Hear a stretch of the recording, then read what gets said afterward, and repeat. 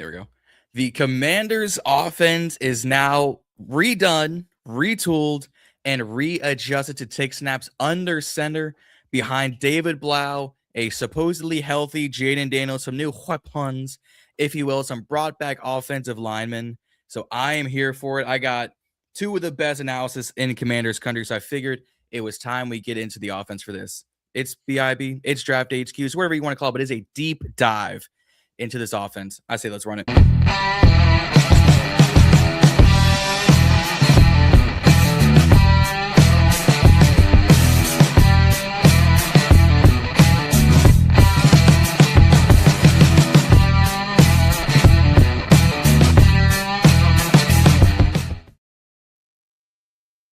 Grant, Asia, welcome back to BIB.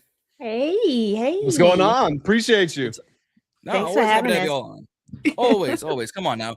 We know what time it is. We got the first lady of the Commanders content creation. We got my man, Mr. Analysis himself. It is always a good time with y'all around. It is always a good time. You can't call me Mr. Now.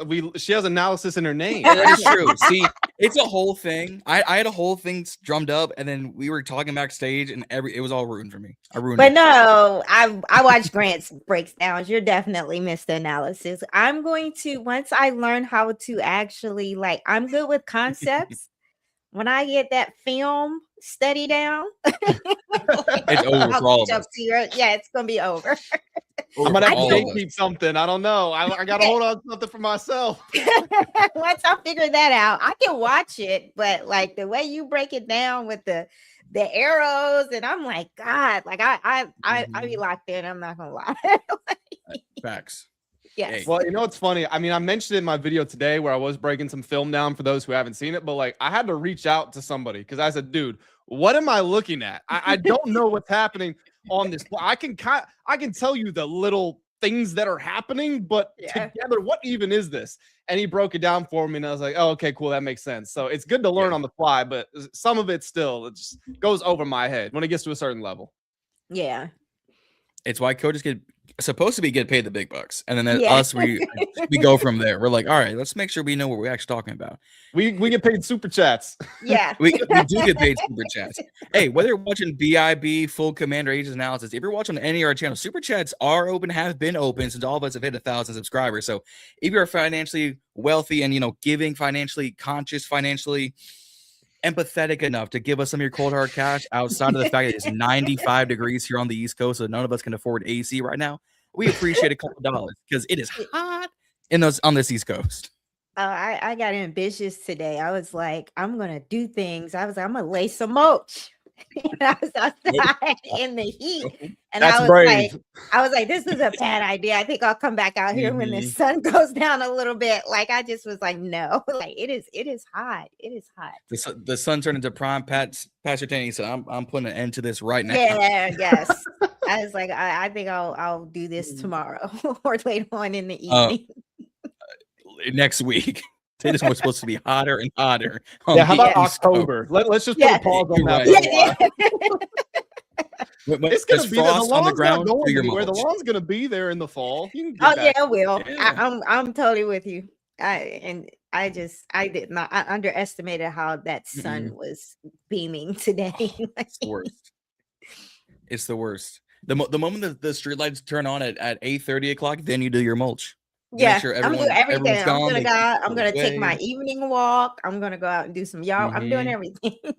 This is random. We're supposed to be talking football, but since we're on a little bit of a tangent here, those balance boards at the gym that vibrate side to side, and you stand on them, you just go.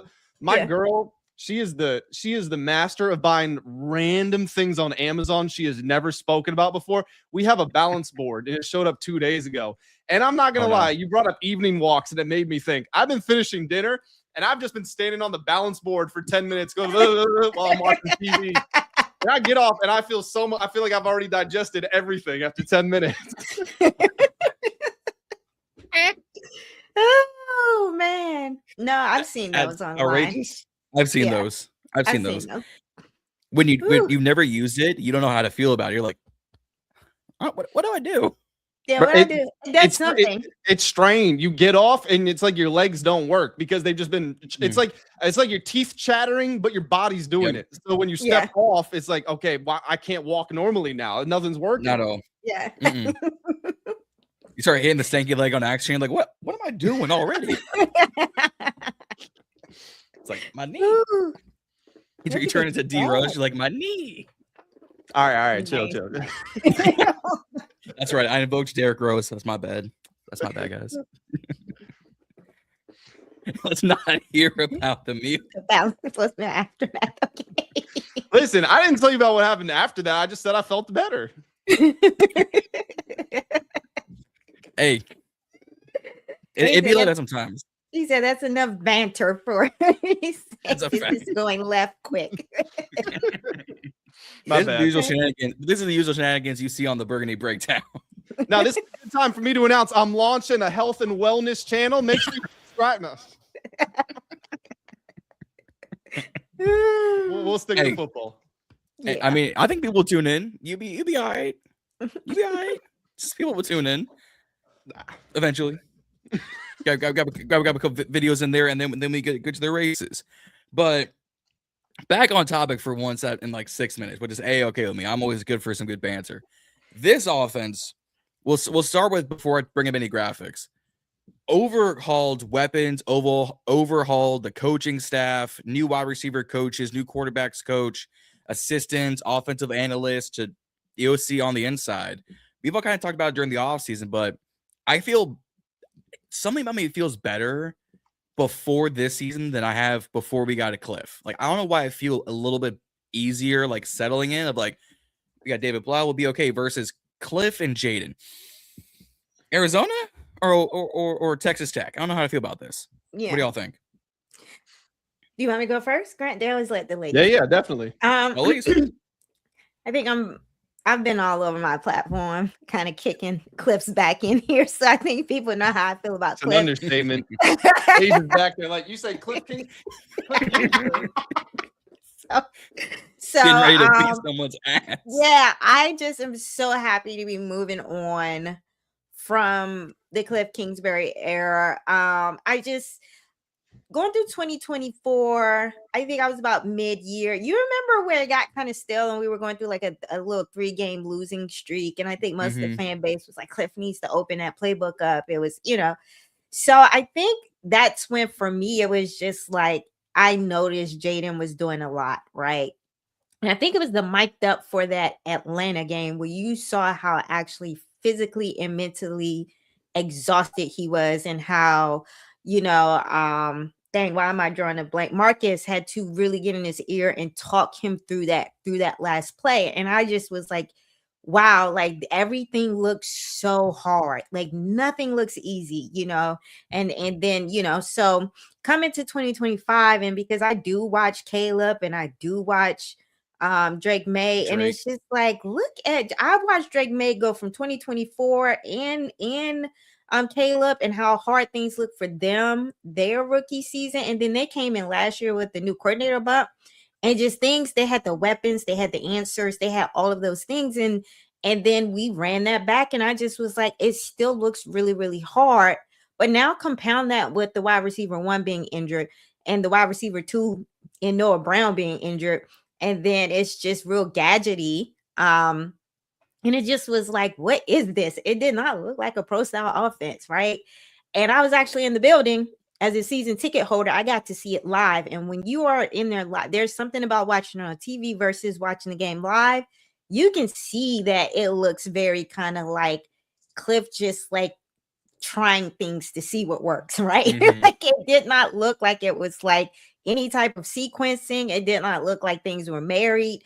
I was just like, oh, this looks like it just does not seem like a real offense. So I feel like anything that's not that is automatically better. So I'm automatically feeling much better. But when you see some of the pieces and the acquisitions and Chig, when you see the pick in Antonio Williams for the slot, when you see or hear that Ben Sinnott is catching passes and OTAs, you kind of know conceptually, okay, this is starting to look like what we see in Ben Johnson. Is starting to look like kind of Sean McVay with the tight end action and things like that. So stuff like that has me really excited for what we're going to do this year with the offense.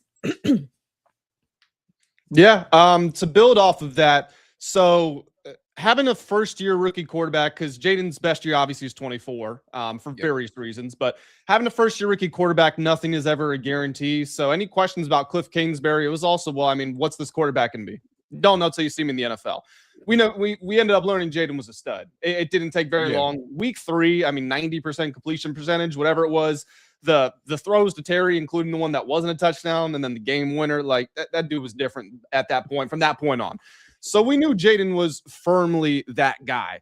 So build off of that, like David Blough is going to have growing pains because he's a first-time play caller. He really only just started coaching. I mean, the guy, I know that he took over as the primary quarterback coach only because Tavita Pritchard left. He's basically making the jump from assistant position coach to offensive coordinator at 30 years old. So as far as sequencing and things like that, the first month of the season is probably not going to be the best because why would it be? But I'm assuming he's going to develop just like any normal player would. And by the end of the season, I am confident, I would agree with Asia, the offense should be in a much better place for a variety of reasons. Number one, Jayden Daniels, like that was not a fluke what he did in 24. That was skill. It was very obvious. So he can do that and he should be better for it. The players around him are better. I'm looking at the 2024 depth chart. You can't see it, but I'm looking at it right now. And I have the 26 depth chart pulled up to it, right next to it.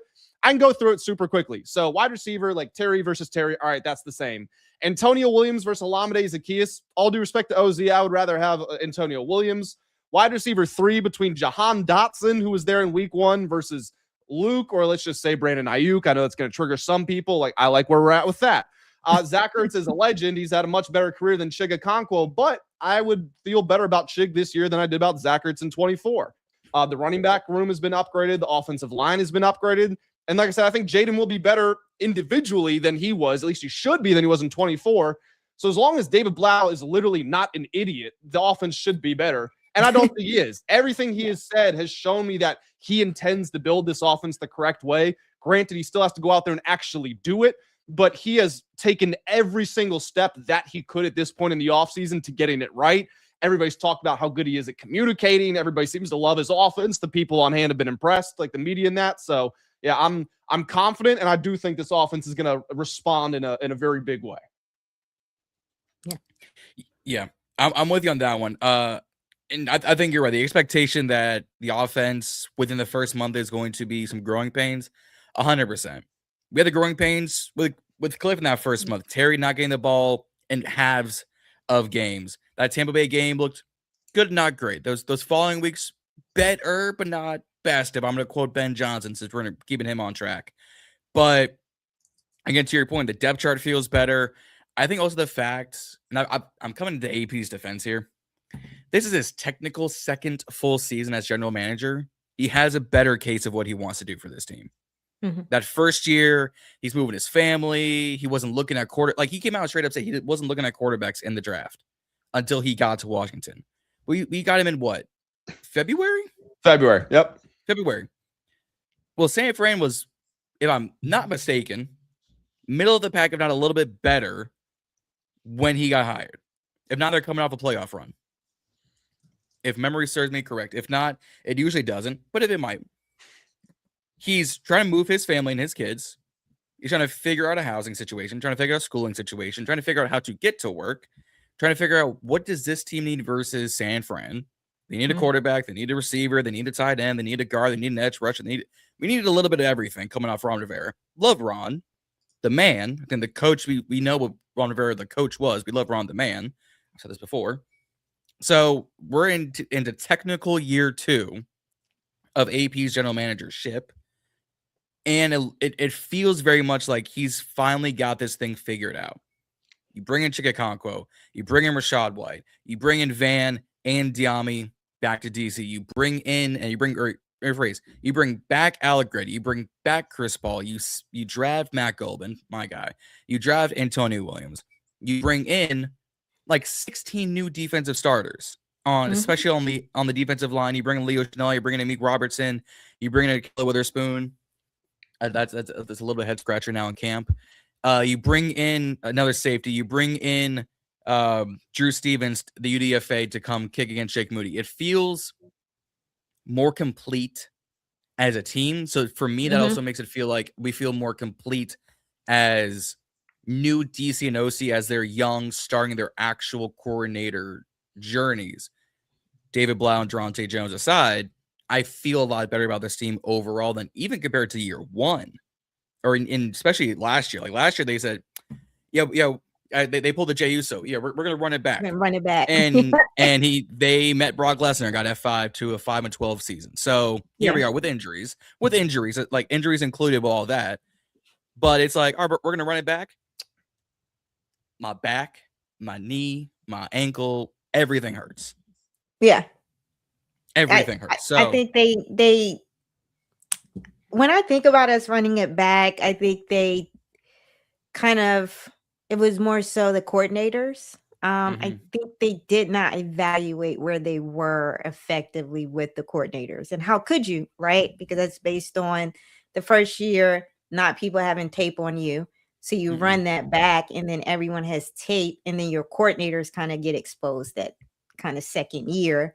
And then you realize that maybe the roster you have built around these systems and schemes with the talent is not really the best when you run it up against, other. And I think that's what happened last year. It was a combination of, we've built this entire thing around faulty schemes, and then on top of that, we're too old, right? And then the injury bug hit, and then that's kind of, so I think it was a lot of different things. But I do feel like there is better synergy and between AP and the actual coordinators this time with regards to schematic needs.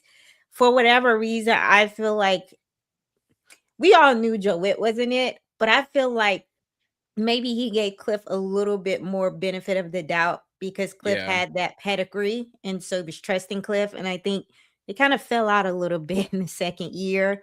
I think a little bit has to do with the lack of using of certain, pieces. And I think by the time that it was done, you could kind of see there was a lack of synergy between offensively Cliff and AP with regards to the pieces, the utilization of the pieces, and then what they saw for what they wanted schematically.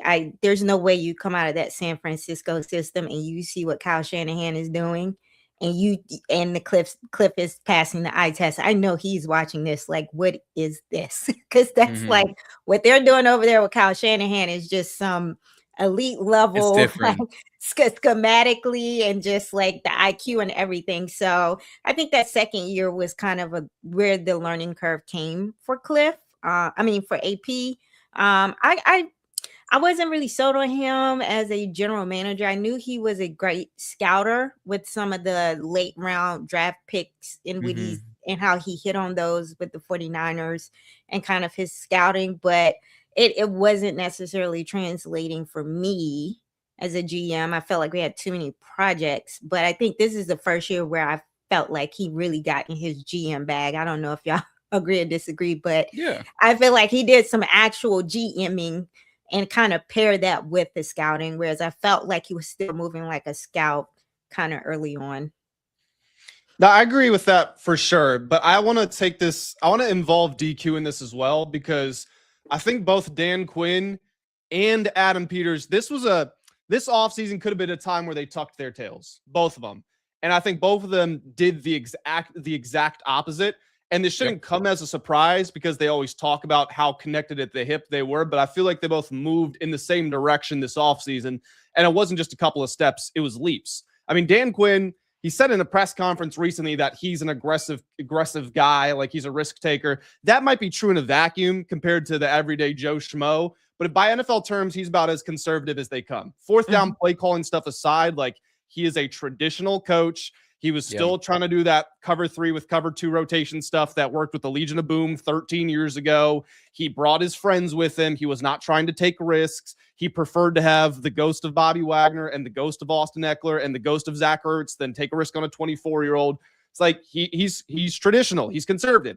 He took a risk. I mean, Durante Jones has all the experience in the world, so I don't want to talk about him like he's a young coach, but he's a first-time play caller. And it's this Brian Flores system, which we're expecting him to bring some sort of derivative of, is unlike anything else in the NFL. So he took a risk there, and then it's ballsy to hire a 30-year-old, again, basically glorified assistant position coach. It's ballsy to make him your offensive coordinator, even though I think that was the right thing to do. I didn't expect him to do it, so I give him credit there. Where I give AP credit is I think he was drafting off of his philosophies in the first two drafts.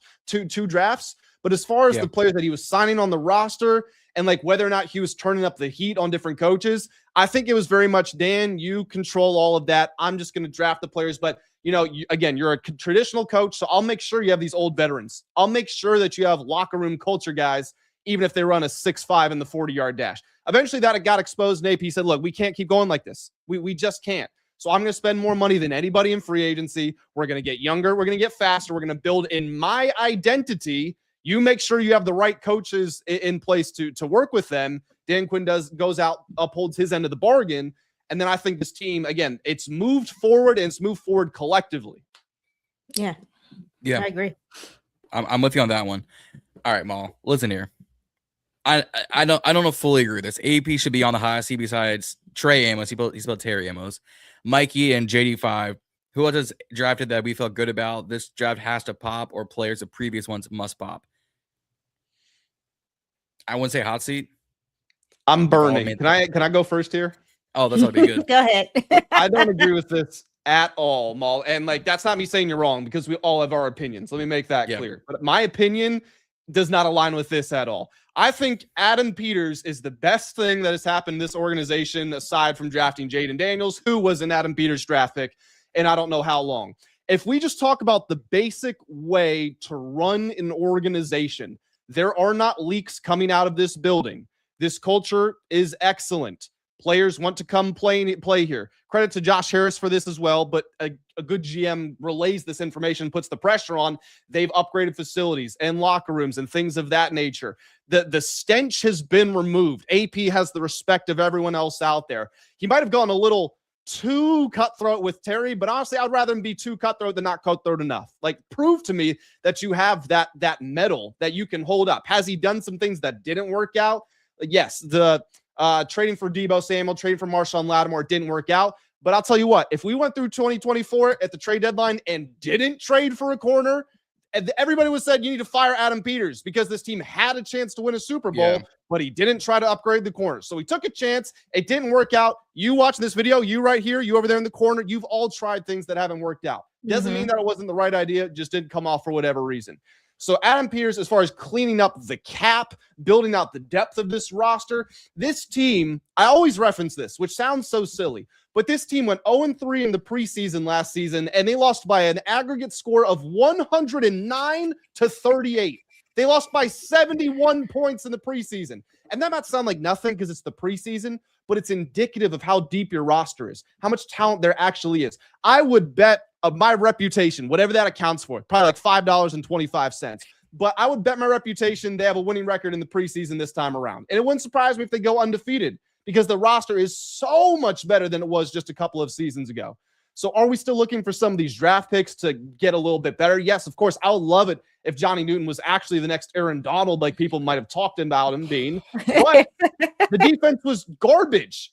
Nobody knew what to do. You could see they were yelling at each other. Like when the ball stopped, hey, what do I do on this play? Nobody seemed to know the basic principles of anything. They were trying to turn Mikey, who's 5'8" and doesn't have lawn speed, into a cover one press man corner. Like, it's just obvious. I see someone capping for Joe Witt in the chat, and we gotta just admit that Joe Witt misutilized some of the players. Like, you can call him a scapegoat all you want, but at the end of the day, he is the coordinator. That's like me being the boss of a team, and my team performing badly, and at the end of the day, the leader is going to have to be held accountable to that. You can't have a bad defense for 2 years. 2 years. They actually gave him the benefit of the doubt. if he was going to be scapegoated, he would have been fired after 2024. They let him stay on to give him another shot at this, like, and they gave him some big body DNs because what Joe Witt said we needed to do was to set edges, right? So they went and gave him some big body DNs to set edges. And you know what? The linebackers were still too slow, right? That's him missing that evaluation. He wanted to keep Bobby out on the field. He liked Luvu, and he refused to play Jordan McGee. So, I'm not going to sit here. If you are going to say it is Dan Quinn's defense, Dan Quinn gave his homeboy an opportunity. He brought Joe Witt over here. Joe Witt's job is as the pass game coordinator to handle the back end, right? Dan Quinn is the linebacker guy, right? So you're supposed to have all the ideas for the back end, Joe Witt, and help it marry to the front, right? And the fact that the corners kind of were pretty bad too. So it's everybody's fault. You can't say he's a scapegoat, right? We can't, just like we can't sit here and say the players played up to the level they're supposed to play. Like when you have a 5-12 season and it looks that bad, it's everybody. Like it's not just one person. We can't say he was scapegoated. That defense looked bad for 2 years, right? So and he could have easily got fired the first year if they were interested in scapegoating anybody. So I don't necessarily agree with that. I agree with everything Grant said here, right? At the end of the day, and I saw Maul also. It's a third year in a rebuild, and y'all have to remember the GM's job is a lot of different things. It's not just to kind of like pop on every draft class, right? That didn't happen with Howie Roseman. Like Howie Roseman has had some bad drafts starting out, right? He had a lot to do. He had to come and clean up behind Ron Rivera. Ron didn't leave him with much. He had to get some big money contracts off the books. He had to flip some things. He had, so this is the first year where I feel like he's had some major kind of cap space to work with, and he went out and got studs. He spent the money, and to talk about some of these draft picks not popping, Joe Witt's scheme didn't really fit, Johnny Newton's skill set. He's a one gap penetrator. Joe Witt running a two gap, kind of like technique or scheme, so Johnny Witt's not a run stopper, but he wanted to use Johnny Witt as a run stopper. We are talking about a fullback tight end hybrid that's supposed to be used in 13 personnel heavy tight end looks. When has the spread air raid system ever utilized tight ends? Never, right? So yeah, like he is over there in the Shanahan scheme looking at that Kyle Juszczyk and how Kittles is getting busy as a tight end. And yeah, he fell in love with the fullback tight end hybrid because in pro style schemes they cook, right? So let's see what Ben Sinnott does this year before we say that that's a bust pick for the GM, right? Like I said, I think there was a disconnect between the GM on what he saw for some of these guys and what Cliff's scheme was really going to do, right? So I'm ready to evaluate some of these players after this year, but yeah, I had to. So why draft him if he doesn't fit the air raid system? Because I don't think AP knew that. I think after this year he knows that, right? We are talking about a guy coming in very quickly.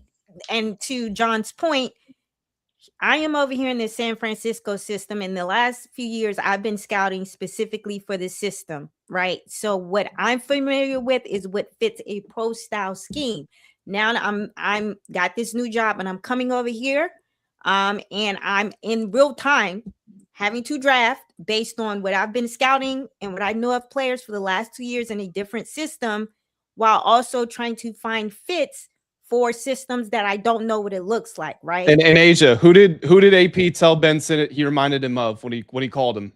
He said you remind me of George Kittle and Kyle Juszczyk. George Kittle and Kyle Juszczyk. So yes, like I get what everyone's saying, but that was within the context of that scheme. And again, at the end of the day, he's a tight end. You can still use him, right? So that's on Cliff for wanting to lean on Zach Ertz and not use him, right? So it's not saying that you could not get utilization out of him. that is pretty much Cliff deciding that I don't want to use him. So there's a lot going on there. But at the end of the day, you gotta like, come on, man. They came in here and had to very much on the fly, like kind of piecemeal a team together. And they took that thing all the way to the NFC Championship, right? So you sitting here ready to get rid of the GM after that? Like they fell off last year.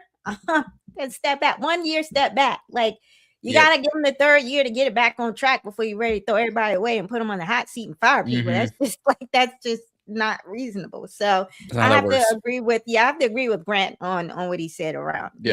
John, can you go to the private chat here? I've sent you a link. Is it possible for you to pull this up real quick?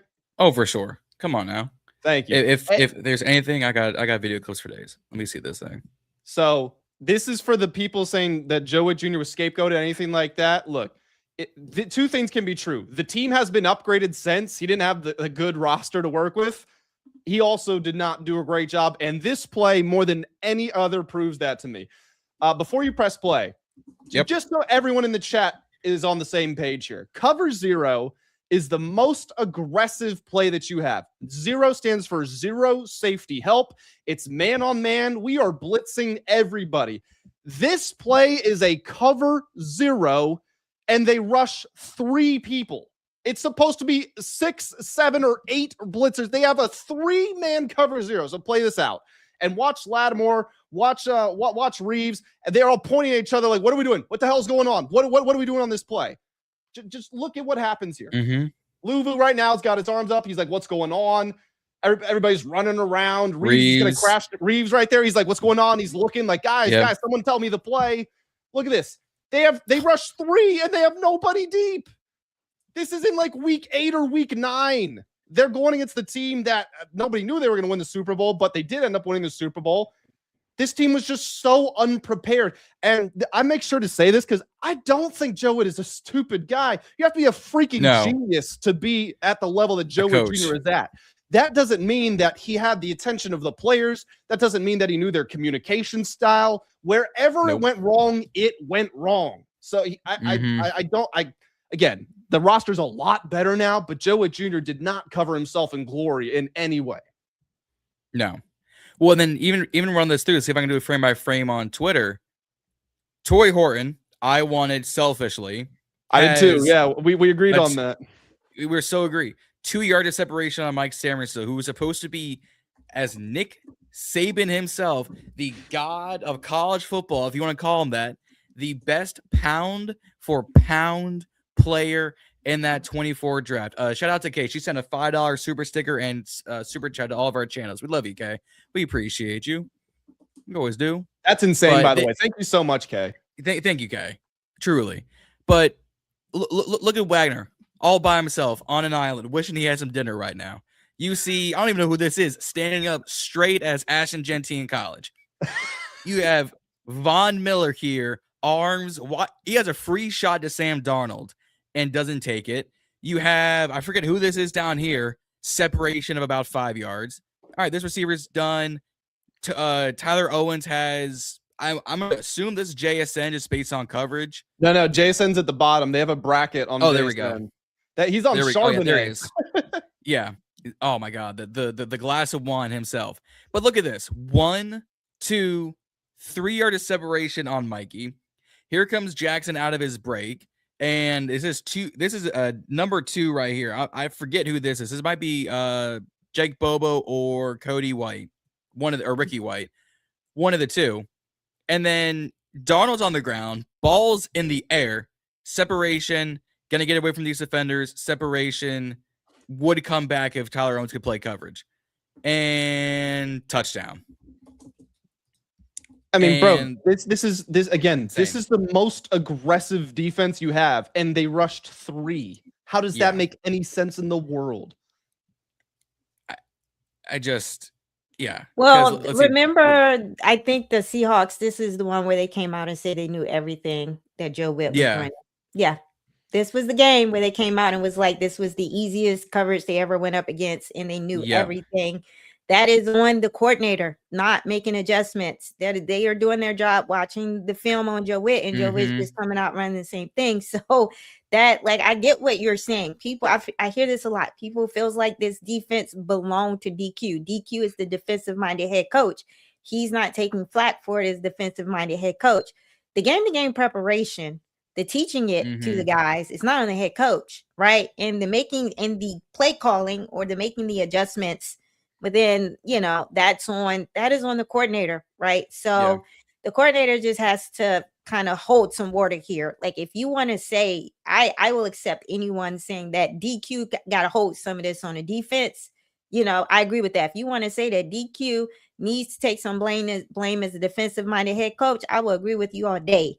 But we can't say that the defensive coordinator was scapegoated. Like, he owns some of it. That's it. But this not a defensive stream, y'all. We get into the Joe Witt. No. Like, this must be about the offense. It's so easy. It's so easy. But moving on to the offense. Sorry, I have to respond to one guy because he called me slow. Yes. Cool beans. Oh no. Rushing 3 means you have more in coverage. Dude, are you slow? Listen, when you rush 3, it's probably because you're playing cover 4, which is a structurally sound defense. You have your deep quarters, you have your flat defenders, and you have your hook curl guys in the intermediate area. Cover 0, just because you only rush 3, when it's a freaking cover 0, which means there's literally nobody playing deep down the field. It was a bunch of guys who had no clue. If you watch Jeremy Reeves, and I know you took it off the screen, he doesn't do anything on the play. Jeremy Reeves literally just stands around. Bobby Wagner just stands around because they don't know what the play is. They don't know what they're supposed stands to do. around. Yes. So there's this. I don't know how else to say this. Watch. A 3-man rush is not cover 0. Those things don't exist. This is not in any playbook at any level of football. But this is what the Commanders did in prime time. Why is there a triangle of defenderless defenders on a quarterback? Luvu, Wagner, Reeves. Reeves makes a business decision to try and do like a swing safety blitz. Luvu can't decide what he wants to do. Wagner just sitting there like, I'm going to Hall of Fame anyways, guys. I'm just here to have fun. And Mikey gets roasted, obviously. Yeah. But like, if this was what a 3-man rush should be, there are 3 safeties right there waiting to help out on Torrey Horton, but they're not. And they're not. And mind you, Torrey Horton, a rookie 4th-round pick out of Colorado State, if my math serves me correctly, I should know I'm the draft guy. This is not a shot against Jalen Lane because he's done okay for us. Horton immediately came onto that offense and said, I'll give you about 405. He gave them the Debo treatment. And he's now wide receiver 2, 3 with them right now. And we're all debating if Jalen Lane's the 6th wide receiver without Clint Kubiak, because now he's in Las Vegas with Kirk Cousins and Kirk Cousins' son. So, I mean, there's their quarterback. I did that. So that was good. I'm with him on this one. Like, JSN's on a bracket, and knowing JSN, if they threw him the ball, he would have turned that for 6 yards. If we're being completely honest, he would have smoked those 2 safeties, and you couldn't find Quan. So, I mean, hopefully Durante Jones turned this around. But what I'm more excited for, and I said this on the Commanders Clash Classic against Z, and predictably I fell into his trap. We got offense. We got popcorn. We got fireworks. I'm here for it. So, Jeff, you sent somebody super said chat? they sent the super chat. Let me see. I don't see it either. I'm seeing them all. Jeff, make sure your and that's only because I've sent them before and it didn't work properly. Make sure your card didn't get transaction you got a text released from the bank, suspicious transaction or something. Yeah. Coulda. Make sure YouTube didn't send you the wrong credit card and it sends it to a Brazilian YouTube channel that you did not know about on your credit card. Make sure you didn't do that. Yeah. Make sure you do that because YouTube be trifling. So, all right. But going to the offense. Enough of this defense on this offensive stream. So going, and I did this with Kay when we did the defense, and I'll kind of do a similar with you guys, but this is much more of an analytical sideways, the way we just did this for that one clip of the defense. Starting in the QB room, because I'm keeping 3 of these guys, and it's an easy 3. Jayden 5, Marcus Mariota, Sam Hartman, Ethan Kaliakmanis. The only quarterback in our top 30 visit, and yet we drafted him in the 7th round, which I would have taken Andre Fuller, corner out of Toledo, to bring us some depth, but that's neither here nor there. How are we feeling offensively about the same quarterback room, but you just add a better, less head and shoulders, Dove, L'Oreal, Sam Hartman, Nathan? So I do agree with this. I think they've seen enough of Sam. I've seen enough of Sam Hartman. I was there for the game in preseason last year. It was tough. I do think the scheme that we're switching to, I don't think Sam Hartman has the arm strength for what they want to do. So I do think that maybe Ethan here is a better fit for Blough and what he wants to do. So I do have it kind of being 3 quarterbacks with Jayden, Marcus, and Ethan is the AK himself. I mean, Jackson's right at this rate. He might as well. I mean, I'm just wondering, Asia said this isn't the right system for him. I'm wondering what the Sam Hartman system is, because if you have that answer, then I'd love to hear it. Yeah. I'm curious. Is it Los Angeles with a Harbaugh? I don't know. I think it's like a single wing sort of deal back at the high school level. I mean, if you want to go that route, he'll go to the Jets. Yeah, we were literally tanking. They can say they weren't tanking all they want, but we were literally tanking, and they refused to put him in there. That's how bad he is. That was crazy. Yeah. They signed Jeff Driscoll and put him on the roster like a day later. It was so fun, and the fact that we all for all of us who recognize what Jeff Driscoll was, he fit right in like a glove. Yeah, it was the best, and it was like. So this tells me they have no faith in the former Notre Dame Fighting Irishman. It's just Coach Driscoll, you want to come back real quick? We got you. I think the fact that they drafted Ethan, and I think the fact that David Blough was the quarterback coach, so he's been in that quarterback room. I think he just has a clear-cut handle on the ceiling here for one Sam Hartman. So the fact that they drafted the quarterback here just lets me know that they've had enough of that experience. And Cliff used to make comments about Sam in the pressers too. So I don't think Cliff was high on him either. Not at all. There we go, Jeff. Now we see it. Now we got you. Appreciate you, Jeff. Appreciate you, fam. We appreciate you. Now we get to play the mystery game of who was it actually to. You're right.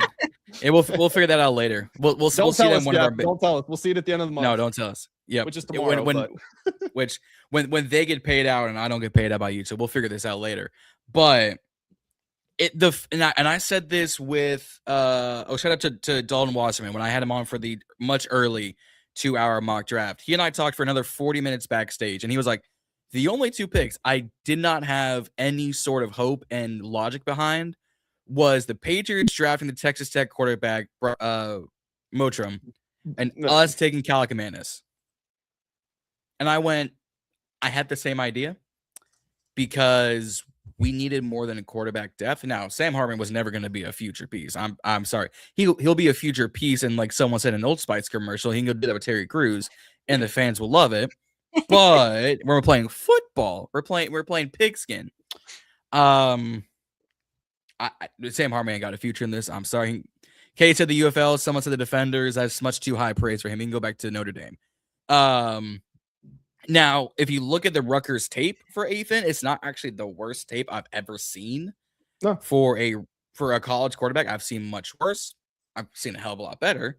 But for a 7th round, 3rd piece of the quarterback room that's going to get younger, he fits what we all think Blough looks for in a backup quarterback or a project quarterback.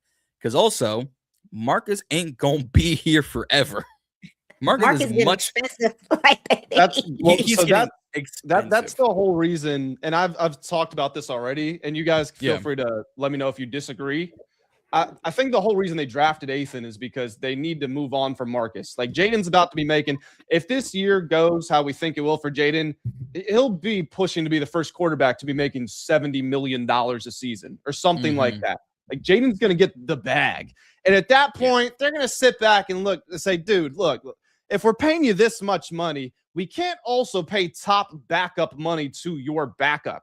So if we can get a guy on a 7th round contract who, let's say you miss 4 games, if we think he could win maybe 2, like best case scenario 2, at least win 1 of them, then we're willing to move on from Marcus. It's nothing against him, but it is in his Commander's career. His first year, it's a 1 year for $6 million. Last year, it's 1 year for $8 million. This year, it's 1 year for $7 million. So let's just call it a $7 million average. That's what it would cost to bring him back next season. Odafe this season's cap hit is $9.2 million. Now it goes up a lot in the following seasons, but even still, Sonny Styles, 7th pick in the draft, is $6.7 million, less than Marcus Mariota. John Bates is $5.8 million. Chig is $5.3 million. Nick Cross is $5.3 million. Amik Robertson is $5 million. So it's like, would you rather have a really good backup quarterback? Which I've always said, if your backup quarterback is playing, you're screwed anyway. Stop paying good money to backup quarterbacks unless you don't know who your starter is, because you're going to lose games if they're out there anyway. Instead, why not go give yourself the flexibility to sign another Nick Cross, to sign another Chig, a guy who really helps your football team. So if Ethan is mediocre, that's enough. That's enough to justify it. I think Andy's on a rookie deal. So you kind of, I had a theory or a thought process here in that, he elevates to quarterback 2 and then maybe Marcus goes more to a quarterback 3, then you kind of force his hand, because I've listened to Marcus every time he goes out. He wants to be back on the West Coast with his family. So those are the only jobs he really looks for. And think he comes right back here because he just loves it here. He loves the building. I just feel like he just is he feels like he's on kind of a quarterback coach type of trajectory, and kind of that's where he is in his mindset and what he wants to kind of be transitioning to. So I wouldn't even, I can see Marcus coming back as kind of like a quarterback 3 just to stay in the room and get that opportunity. But quarterback 3 is cheaper than quarterback 2, so it just gives the front office more negotiating leverage in terms of that price point. But he's starting to get a little pricey. And he is. So. When Marcus's contract in its entirety is what they're paying the entire practice squad members, that's insane. Yeah. For a guy who, if everything goes how you want it to, let's think about this. You build your roster to make yourself as competitive as possible. If you're as competitive as possible, that guy you're paying all that money is not touching the field. No. Yeah, he shouldn't. Nope. Not at all. You don't want to pay Jayden the big money quarterback contract and then you just don't. So I am looking forward to a point where we push Marcus down a depth chart here. It's been great. But I've seen way too much of the backup quarterback here. So it's time for us to move on from that. I've seen too many Marcus Mariota check downs late in this season.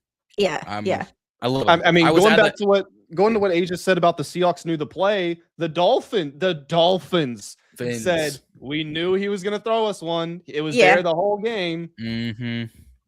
Just in overtime to win the game. Marcus will throw you out of a game. And it's so, love Marcus, but you're a 12-year vet, Heisman trophy winner who went to Oregon, and he made, I get it, he made a mistake, but he spent a rookie mistake, because if Hartman throws that pass, we know what Hartman was going to do. If a wide receiver had thrown that pass, all right, cool. This was overtime, and they drew you ass like a book. Yeah, they had your ass locked down. Yeah, he gets very pass happy. He starts. I was in the building for the Broncos game. He was slaying that thing. It was there was some. I was like, all right, he's starting to get too comfortable. I want him to hand this ball off. Because that Marcus starts to really settle in, and then he starts airing it out. He think he back, in college. at Oregon. So, Right. sometimes he does get a little pass happy. But I think from Mhm. just a roster management standpoint, it just makes sense for AK to kind of for them to be developing Yep. him as the heir apparent to Marcus. So Yeah. this makes sense. But yeah, bye Sam Hartman.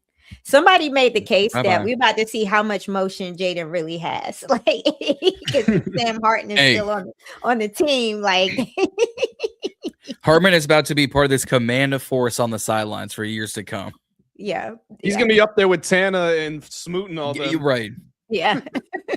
Right. On 2027, why is Sam Hartman in command center? Sam Hartman's the Journalism? first ever live game liaison reporter who's on the sideline with a microphone. Yeah. Oh my God. What, halftime? Why is Sam Hartman wearing an EA helmet? Are they doing testing for 28? Oh no. Oh Yeah. no. I think the ladies in the fan base will be disappointed, but I'm one of the few that is just ready to move on. Hey, Yeah. if Hartman goes to the Chargers, they need to sign up for that Head and Shoulders commercial. They got two all They got pros two right of them. Yeah, they got two of them over there. Throw. Actually, I mean, if he goes to San Francisco, he can go get Fred Warner and finish out a trio, just all long hair.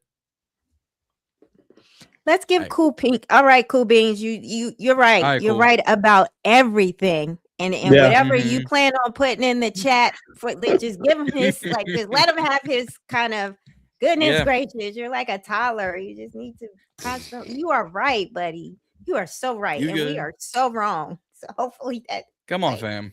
Yeah, good God. He is killing the chat. Killing it. Yeah. See, Cool Beans sat down, heard us talking, and said, "We starting off on bullshit." How fuck? That's immediately what happened. Why do you have that queued up? My man If said you he's saw gonna my troll soundboard. us troll us the whole live stream. Dang, bro. Like, you right. If you saw my soundboard. Yeah. Hey, Cool Beans, look, I'm gonna need you to relax, my buddy. Relax. Take it easy. Yeah. Hey, Cool Beans. You are preaching some bull jive right now. You on that narcotic and you know it. Relax. John. Leave him alone, John. I've never even seen these clips before. Hey, what did I say at Triple C? You don't got to be ready, stay ready with these things. My soundboard is outrageous. Crazy. Go into the biggest piece of this offseason and kind of where we're at now with the whole will they, won't they, Ayuk to Dig situation. This wide receiver room. This is all 11 of them on the roster, from UDFAs to practice squad to draft picks to signees. 11 wide receivers on the roster. Would have been 12, but they got rid of Ja'Cory Brooks early in the offseason. It's a room. Terry and the Pips. Terry and the guys. Wait, this is all of them? All of them. I think you're missing somebody. Right? Oh, yes. I gotta add. Yes, indeed. Yes, indeed. You should have known, Grant. You should have known. I am missing Brandon Kryuk. You were 100% right. Listen, it was not a dog whistle, Cool Beans. It was a straight up me calling you a troll. It wasn't a dog whistle. Dog. I'm too straightforward for that. You are a troll.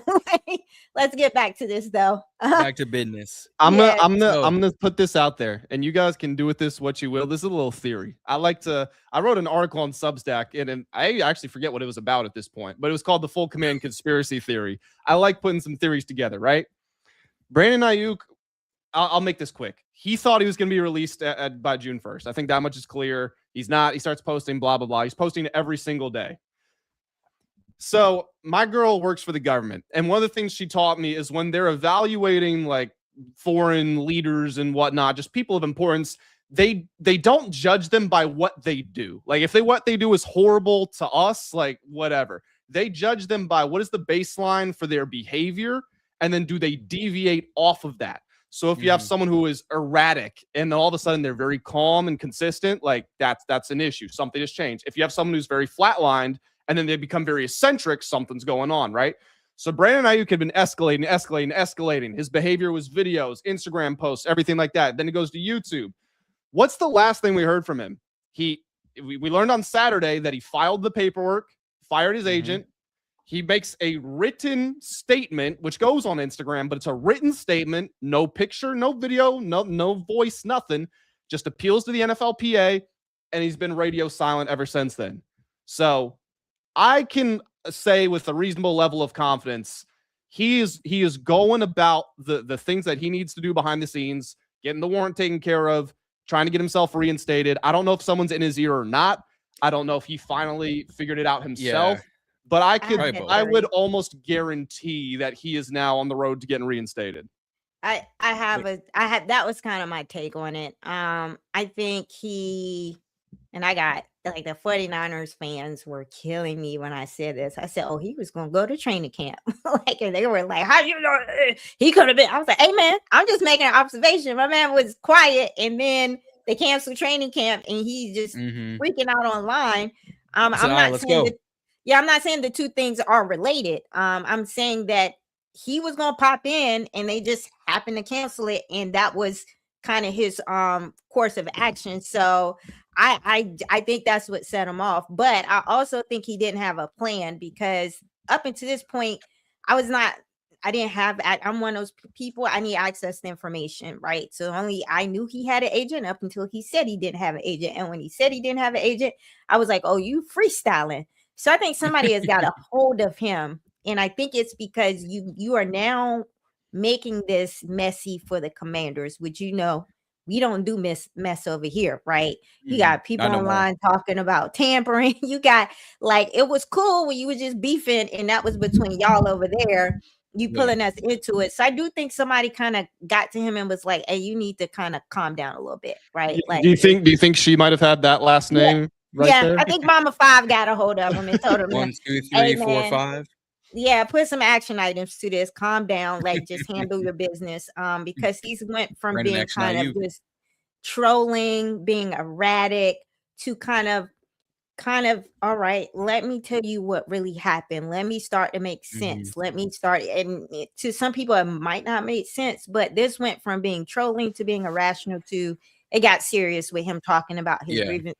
I do think someone got a hold of him and told him, you are not doing this in the way where the Commanders are wanting to be, kind of like, so he was being a little immature, and then he got us caught up in some mess, and I think they telling him calm down. But get back to the room. I do think, and I do agree. So if you can pull it back up, because I think there were someone in there, or someone was like, we need a wide receiver too. And I asked this question on Twitter. I was like, I see people all over the place with the takes from the wide receiver room. It goes from the room is trash to it's elite, because we got Van Jefferson. Y'all 1 week was ready to name Van Jefferson the wide receiver too, and then the next week is like the whole room is trash. So I kind of wanted to understand a little bit, like, is it the lack of a true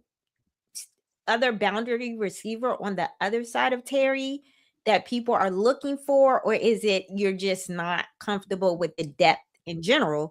And I think most people came to the point in that we feel like they have elevated the floor of the room, so they're comfortable with the depth, but they really, I said, it sounds like we are wanting a 1B, right? Because when you say wide receiver 2 to me, I go to target share, right? And I'm like, well, if the scheme is going to look a certain way, we're already looking at Chig as kind of getting those kind of wide receiver 2 type of targets, right? With how the distribution of how that ball is going to be kind of spread out within the scheme. Now, if you say that Terry goes down and gets injured, there is no one on the team that can step in and function as a 1. And I do think that I do understand most of the fan base when they're saying they're calling it a wide receiver 2, but I think what people are truly looking for is a 1B, right? We need somebody. I think Terry getting injured last year just really made it real for us what this thing looks like without Terry. And I do agree with most people that if Terry gets injured, yeah, we're screwed, right? But if Terry is out there, and if we are saying that the new scheme is going to do a better job of scheming people open, I do think a lot of these guys that just haven't popped yet are going to give us some production and do much better. But I do think that this team is lacking a 1B, right? You're looking at, when you look at the Bengals, you have kind of like, they have a 1A, 1B, you know, they have T. Higgins, Yeah. right? When you look at the Eagles, before they traded away AJ Brown, you could kind of look at Smitty like a 1B, right? Most of these really, really, really good, to even looking at Dallas, like they look at Pickens kind of like a 1B to CD. So I think most people are really, really wanting kind of like a 1B, and not necessarily like, I know they're saying wide receiver 2, but I think most people are just, they need a 1B type of player in the room to make people feel comfortable. And I agree with that. Yeah. I'll give that. I know I've said wide receiver 2 in the past. I'm like, all right, like in the actual wide receiver scope, it's Terry, and then who's going to be the next one to step up or take over if something happens. I've had Antonio there since we drafted him. I love Dyami. I love Treylon. Love Jalen Lane. You know, Spooky Lukey for TBB. That's him. As much as Brady want to hate on him, that's fine by us. But to that point, if Terry goes down, we're looking around like, what now? Antonio's gonna be a rookie. He is a McChicken away from being 6 foot. Dyami is, gonna supposedly stretch the field. Luke McCaffrey's coming off injury. Treylon Burks, we'll figure what to do with him if he makes the roster. Jefferson is a veteran. Every team wants, apparently. Jalen Lane is our punt returner, and then Bradley at 6'4" practice squad. Chris Hilton's at a slot. Nick Nash, it was a tremendous San Diego State wide receiver for college football and has done ish in the league. And then Jacoby Jones has been practice squad poppy the whole time. I get the idea of we don't have a 1B unless in this actual wide receiver thing. Now, you could say 1B is Chig or 1B is Williams. I think for a lot of people outside of Terry, a lot of people, casuals, can go, who else? What else they got? I think Williams and Chig as a 1B is a bold take. I don't want to put that on a rookie. I would like for us to handle him and not to put that pressure on him. And Chig is a tight end, so at the end of the day, like, we still have to he's not going to be out there as the X if Terry goes down. So, but I kind of want to know what Grant. I saw you shaking your head, so wanted to. Is that how you see it, or do you see it differently? Oh, if I was shaking my head, that was probably just me like nodding. No, you were nodding. Yeah. So when I was saying that, you were kind of nodding yes. So I didn't know if you was yes in agreement or yes, you wide receiver 2, like what your thoughts were. No, I think 1B is actually the perfect way to put it, and I'll say I'm probably guilty of that because I probably have referred to it as wide receiver 2, but I think you're probably spot on in that, and it's in that nomenclature. I think kind of sets this argument up, because really not argument, just this discussion up, because when you look at this room right now, I know we're going to more under center, more 12 and stuff like that, but like if this is just straight up 11 where we're spreading out, you've got 3 wide receivers on the field, you close your eyes, like, all right, cool. I've got Chig here, I'm cool with that. I've got Terry there, I'm cool with that. I've got Antonio Williams, I'm cool with that. Who's that last guy? Who is it actually going to be? And, Luke's going to have moments this season. Dyami's going to have moments. Treylon's going to have moments. But if this team is really trying to get to where it's trying to go to, like, you want consistency, you want comfortability, you want proven players at every position. So if you're bringing Ayuk or Diggs or whoever, I mean, Diggs is kind of a guarantee at this point, but like, let's just call it Ayuk.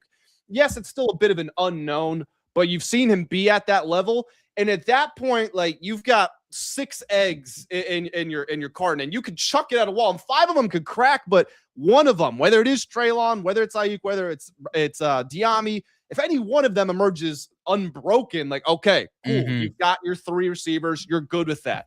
Because right now it does feel top heavy. Terry, especially, like, as much as I love Antonio Williams, and I don't mind putting the wide receiver 1B title on him if they go about the rest of the offseason and they don't bring someone in, I do think he's good enough to do it. And is it unfair? Like, yeah, sure. But I mean, at the end of the day, who cares? Professional sports, go out there and do your job. So I'm still comfortable with that. But if Terry goes down, I mean, they don't have an X on the roster. And we saw what that did to Jayden last season. I mean, they were putting guys, they put Chris Moore there kind of just because he had the physical profile for it. It's like, is Jaden Bradley going to be the X? And then it's Dyami and Treylon still rotating next to Antonio Williams. It's just, I don't want to get to that situation. So if they can bring in Ayuk, if they can bring in Diggs, if they can bring in somebody who's a proven commodity, then I would feel really good with this room. Because again, one of those guys, whether it's Luke, Treylon, Diab, one of them's going to emerge, but then you would also have those top three that you're comfortable in. Yeah, I agree with Grant 100%. I think one more, I think the floor is elevated, but I think the ceiling needs some work, right? And so I think if you bring in a Diggs or an Ayuk, it makes everybody more comfortable, right? And so I do want to engage in the exercise of, let's say we do bring in a Diggs or Ayuk. Who's the odd man out here? Who gets left off? So I have a hot take. Well, first I should ask this. Are we buying into the Van Jefferson year 7 breakout? There was a conversation about this? We're all on the same page, right? Like this is off-season stuff that does not actually matter. Was not buying into it. That man is a professional wide receiver that played in the Super Bowl. I was so upset with DQ talking about him like that because he's not a camp body. He was going to come in and take this seriously and do his job. But DQ's a rah-rah guy. But it had the timeline in shambles when he did that day. Like, it had people talk about him wide receiver too. But I do know, I think I said this on a stream with Rio. The Van Jefferson pickup felt like a holy crap, this Ayuk thing is taking longer.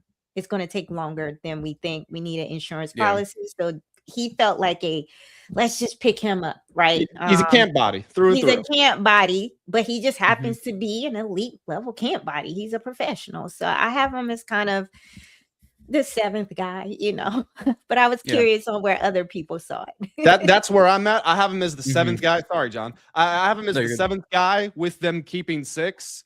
I would have to go through and do a full 53 man, but the way that I've worked it out in my head without seeing it all on paper is I could actually see them keeping 7 if Ayuk does show up, because again, there's going to be a lot of using the egg in the carton, who's not going to break, but we kind of need to throw you all at the wall first to see who, to even figure out that's basically the experiment. We got to actually start it. Yeah.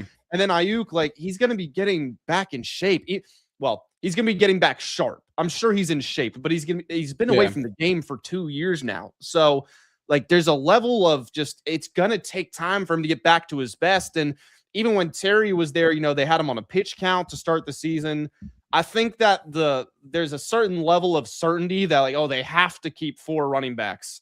They have to keep 4 tight ends, or they have to keep 6 safeties. I'm looking at if you have Brandon Ayuk joining this room with all those other guys, I can understand cutting Van Jefferson. If it comes down to it, I guess I could understand cutting Dyami Brown or Treylon Burks. But would I rather have one of them, or would I rather have Jeremy McNichols or Percy Butler?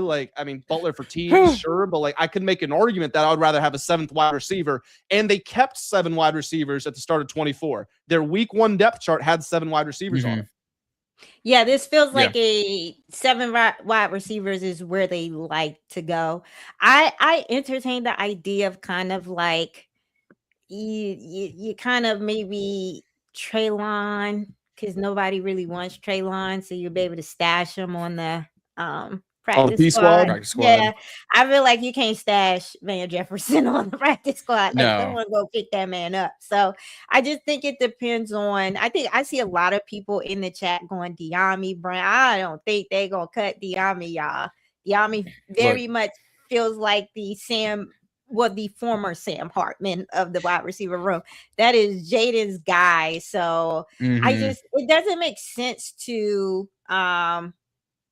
what is Asia LHM on me? I don't know what that means. I do not know. Okay. I was wondering if I was just slow because I can't figure it out either. No. Left Yeah. left We're all hand, 3 for 3. Like height. Yeah, I hope it's respectful. I just don't know. But yeah, it's hard for me to see them bringing Dyami back and then letting him go. I felt like they brought him back because of his chemistry with Jayden. And I think they're gonna keep him. I think they really like Traylon. I think I've heard Traylon talk about his relationship with David Blough. Yeah, like some of these guys have been part of like the Commanders family for a while. Van Jefferson just seems like the odd man out that was initially brought here to be a camp body, and DQ just made a mess of it by praising him in the presser. Like, stuff that they just dropped the answer, but I just Googled it too. And I said, like, Lord have mercy. Oh, thank you. No, but it's fine. I'm like 42 years old. I really don't know what stuff means. So please don't take it personal. I'm 24 and I'm in the same boat. So we're all 3 for 3 here. Like it looked like some just like something that I was not tuned into because I'm really like an older person that doesn't know what stuff means. So I'm trying to put together. I'm like, I don't do acronyms like this. Oh man, I don't learn this new technology nonsense. Yeah, they got some good stuff in the chat on this too. They're saying good stuff. Yeah. Let's see. Let me scroll up towards the top. Someone said Dyami, he asked, Duke can't get over 3. All right. Jacksonville wasn't a great spot for him. They brought him in because of his playoff performance, and that was kind of it. Someone said Burks, Dyami. I do Burks. Yeah, I will say Burks only because you can stash him on the practice squad. Nobody's touching Burks. So no. I can and also he's much bigger injury risk, I think, is a big part of that. Yeah. So that I do agree with that. I won't disagree with that. No. Jeff saying Luke's gonna have a good year. I hope so. I need to get that jersey fixed properly. I mean, Luke in a progression read scheme. I mean, like we got to be realistic that Luke's not like a wide receiver 2 or like he's a little further down the progression tree, but I like him 4 or 5. If you can scheme him up to get like a matchup on like a safety or something like that, I like him. I think he's a very smart wide receiver. That's very like, his IQ. When he finds a matchup, he knows how to exploit it. But I don't see him like consistently going up against cornerback 1s and cornerback 2s. You gotta scheme him a certain way in the scheme to get the matchup, right? Asia, I'm fully messing with you here, but this is John. I think we've joked about this before. This is my favorite form of racism. The white guy is a smart football player. Yes, 100%. Lunch pail, first in, last out. How to identify a matchup. That Luke McCaffrey. Goddamn. Listen, y'all. That's how I feel about Luke. Listen. There's not. When I look at Luke, he does not really like flash in terms of his athleticism. And even though he's supposed to be a RASCOR guy, I didn't know that. I'm like, he's not really giving me that when I watch him. But he somehow finds a way to get open, and he won't drop no passes when you throw it to him. And then when you do throw it to him, he finds his way in the end zone. So I'm like, he out there figured it out. Like whatever he is doing, he is figuring it out. And I only say that because I watched Jalen Lane kind of struggle last year with route running and the concentration drops and things like that. So it does not come as easy as you think it would. I mean, Jalen played actual wide receiver, even though he's more like a gadget option, the way to use them. Like Luke was a quarterback converted wide receiver. Like I have to give him some credit kind of where he is. Now I am of the notion that he has to pop this year only because this is like his 3rd year. And so he just has to, because it's the rookie deal. And by the time you get to the 3rd year, you really need to see something. Yeah. But I will have to say, I am impressed with Luke, given that he did not play most of he's played other roles. He's been a quarterback. Like this is really, he's learning to play wide receiver in real time at the most difficult level you can kind of do it, so I'm impressed. So Luke, I mean, we've been talking about Dyami a lot as well. Just for context, I mean, Dyami Brown's career high is 300 yards. It's like 304 or something like that. Luke broke his collarbone on the opening kickoff of the 9th game. So let's just say he only played 8 games. He was on Yeah. pace for 430 yards and 6 touchdowns, which like isn't Keyshawn Boutte. incredible, but he was barely on the field. If you look at his yards per route run, which is a stat that I love, because it's literally a measure of how efficient are you with the opportunities that you get. And this is a small sample size because, again, he only played 8 games in a limited capacity. 33rd in the NFL was Chris Olave. 34th was A.J. Brown. 35th was Luke McCaffrey, tied with Devontae Smith. They were ahead of Devontae Adams and Justin Jefferson. Like, I'm not saying Luke is better than any of them, don't get me wrong, but he was producing. And just give him more opportunities and at least see what you have in him. Yeah, I agree with that. He gives you production, right? And so I'm clear on who he is, and I like him in a progression read scheme where it's like, I feel like he's going to be there for you, and you can't ask for anything more from Luke. So I really like Luke. I see him on the team. I want to love Jaylen. I need to see it. He's an elite special teamer in terms of a punt returner. I hate that he takes up a depth chart spot as a wide receiver right now. And maybe that's more a cliff again because you had 2 gadget guys in the room with Debo and Jaylen Lane. And so I think Debo took Jaylen Lane's gadget snaps. So some of the gadgety stuff they was doing with Debo, I would kind of see them give those opportunities to Jaylen as he develops as a more refined route runner and kind of like, works things out as a wide receiver. I just think you can't have him and Debo in the room. They both they're gadget guys, Yeah. And as a Hokie, I'll stick up for Jaylen Lane and say that Kyron Drones, the quarterback there, could not throw the football. So Jaylen Lane wasn't developing in college. Seriously, he wasn't doing anything other than running that whole team is in bad crossers and slants. That was it. Yeah. I mean, I'm a Monarch. I've seen them in person. The best player the past 3 years for the Hokies has been someone on the defensive line. Anton Powell-Ryland, it was never a wide receiver. It was never Kyron Drones.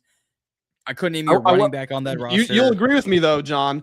If we had to pick an offensive player, it would be Jaylen Lane. He looked a different class from everyone else. It would be. But that's like saying pick your favorite wide receiver from the Dolphins. As of right now, Tutu Atwell. Chris Bell, but he's injured. Chris Bell, but he hasn't played. Chris Bell. You have to pick one eventually. I've said this before. Van Jefferson is the odd man out. If we're keeping 6, because I did our predictions and I kept us keeping 9 linebackers, outside linebackers / middle linebackers, the whole thing. Keeping 9 and 9 defensive linemen, so I had to cut a running back and a wide receiver, so I'm keeping 6. I think Van is gone, and that's not taking into account Ayuk or Diggs or some, Reedy wants a Keenan Allen or Van's probably gone. Dyami's had chemistry. Luke still has chemistry. Jaylen has some chemistry. Terry and Tone are guaranteed locks. After those 5, I'd put Treylon or I'd put Jaylen, and I agree. Punt returner, kick returner shouldn't count against the roster, but Dick Blough counts against our roster as a linebacker. So unfortunately, not this season. Making this roster. I mean, we'll see what happens with that part. The linebacker room is crowded. I don't know what happens there, but we're talking offense. I don't want to go off on another tangent and trigger people. Let's stay on offense. I will say this is Nick Ballore right here, just so y'all know. Yeah. I think that's what's going to happen here. I think Jordan McGee is going to be the new all-around linebacker that does everything. Special teams, depth piece, all that. Yeah. Hurts my soul for Jordan McGee. I keep going back to that reel that Jordan McGee was going to be the steal of the draft. I keep eating crow. It's okay. I had such high hopes. On that pick. I mean, if they played him, he had a chance, but then they signed 3 guys who all played his positions. So. Yeah. Right. Drafted one this year. It's like, and I'm gonna go delete that reel, guys. I'll be right back. Just stage left. But Dyami's interesting there.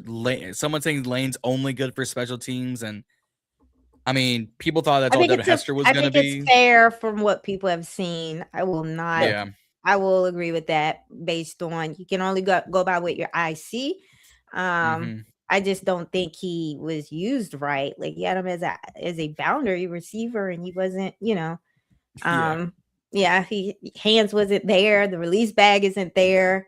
Just for decoration. But he's a little project. Yeah.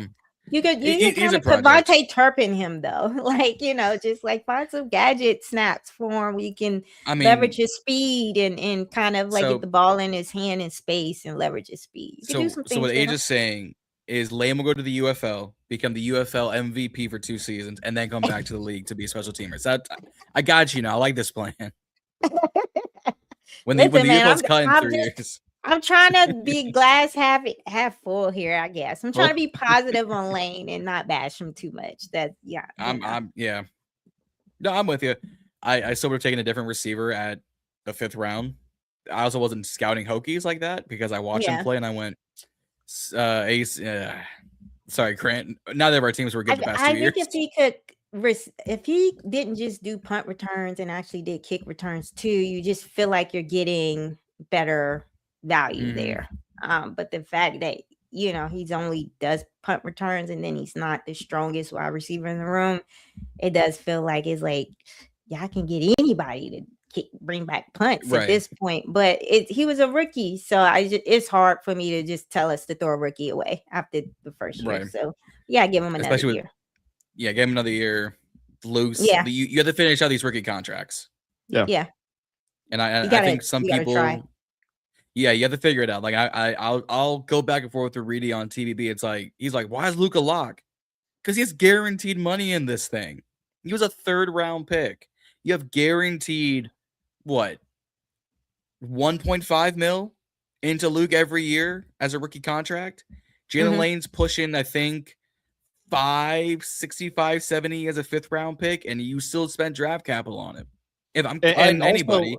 With Luke too, like Luke's right now, Luke's a top 3 receiver on this football team. I know that's going to ruffle some feathers. People don't like giving Luke McCaffrey compliments, but he is. If they have 3 receivers on the field right now, Luke McCaffrey's one of them. For what's in the room, that's what's going to trigger people and have them go get Diggs and Ayuk right now. Because if Luke is the top 3 receiver, we are in trouble. Like, Grant loves triggering these people about this wide receiver room. I genuinely don't try. Like, I don't say anything for shock value. It's just, it is what it is. Yeah. It is what it is. I don't control that. Yeah. I'm with you. Now, I put these rooms together because the lack of depth, we have 12 or 11 wide receivers. We have 6 of each of these things, running backs and tight ends. I'm only missing Quinn Moore, the UDFA out of Washington on this list. He's getting cut. Sorry about it. He's I'm sorry about it, Quinn. I apologize, but truth be the truth sometimes. But I think the rooms are kind of already set in stone if you just cut this graphic in half. Like a sandwich. I would swap Cozy Yankoff with Lawrence Cager, only because I've only ever seen Lawrence Cager on the sideline, being BFFs, modeling out new uniforms. I just don't. I know I've seen Cozy Yankoff play. He did some things last year in the preseason. I think he has some versatility as he's another one of those. He played a different position, but converted to tight end. I think he also gives them a lot on special teams. So I would keep this right where it is, but I would just kind of like switch Cozy Yankoff and swap it, and then have Lawrence Cager and Anthony Ferkser being kind of the last 2 guys out. Ferkser, if they go 4 tight ends deep. And then for your running backs, well, I won't go to the running backs. I'll give it to Grant to see how he feels about that. Yeah, so if going back to the whole Ayuk thing, because I do think they would keep 7 receivers, they'd probably have to only keep 3 at one of these positions. The question would be which one. And I think the answer more times than not is probably running backs. But the thing with these running backs is I feel like you could get 3 of them to do a lot of jobs, and you don't need any of them to play teams, which is a big thing. Because like we were talking about with Luke and Lane, like does it detract from the roster that they do teams? Well, in this case, it helps because you don't need to keep a running back there. Someone like Robert Henry Jr., who I really like his tape, and I enjoyed, I think it was the A&M game where he just tore them to pieces. He'll be on the P squad for sure. But one of the benefits to promoting him would be he can do teams. Well, you don't need that. You've got a potential Pro Bowl returner in Luke and a potential Pro Bowl punt returner in Lane. So I think if it's just Bill, Rachaad, and Fat Man as a 3-man running back committee, I think that could work. I think you're good there. Now, would it be nice to have McNichols or Ford in there as well? Like, yes, because then you want to be as robust as possible, but there's a limited number of spots available on this team. So the way I would go probably 7 from these 2 rooms, and mine would be Chig, Ben, Bates, Yankoff, Bill, Rachaad, and Katron, I think is the way that I see it. I agree with that wholeheartedly. I just did my running back room video, and I talked about the level of versatility that Bill, Rachaad, and Katron can give you. Now, like Bill, they all are elite at what they do, but they give you some functionality in other areas. Like, Bill is that outside zone aggressive one cut runner, right? So we know that he can give you that. But if he works on the pass catching ability and the, pass protection, he can give you what Rachaad White gives you, right? And that's the same thing for Rachaad White. If Rachaad White gets those pads on and proves to be a very effective outside zone runner, you kind of got 2 guys that can give you a multitude of things in first and second down where a lot of that's going to happen. I do see Katron Allen as kind of like the red zone piece, but I actually seen some tape of him, and I do think he can give you a little bit more than just downhill running. He did prove to be sort of effective when they did throw the ball to him. He showed that he has some pass catching chops. So I think Bill, Katron, and Rachaad will be the 3 guys. Now, this is where I think they hold on to Jeremy McNichols and maybe stash him on practice squad or something like that. I don't see people coming to snatch up Jeremy McNichols. I think Jerome Ford is probably going to get a look, and then you have the UDFA. So I think they've got some running back pieces that they can kind of hold on to and not make the 53-man and let Jerome Ford walk. So that's how I kind of saw it.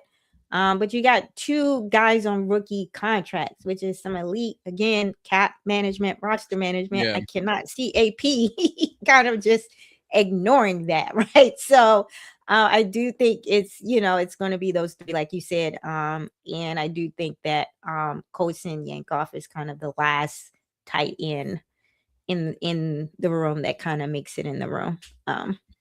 Fair. I mean, unless you ask Dan Quinn at the coaches' breakfast, he was high on Lawrence Cager for whatever reason. It's part of who DQ is. Like this is the type of stuff that is important to him, and I think it's important to some players on the roster. But it's the type of stuff that like annoys me. It's analogous to the weekly captains. He wants everybody to feel valued. So Terry McLaurin's in the best shape of his life. Jayden Daniels is back to win the MVP. All this stuff.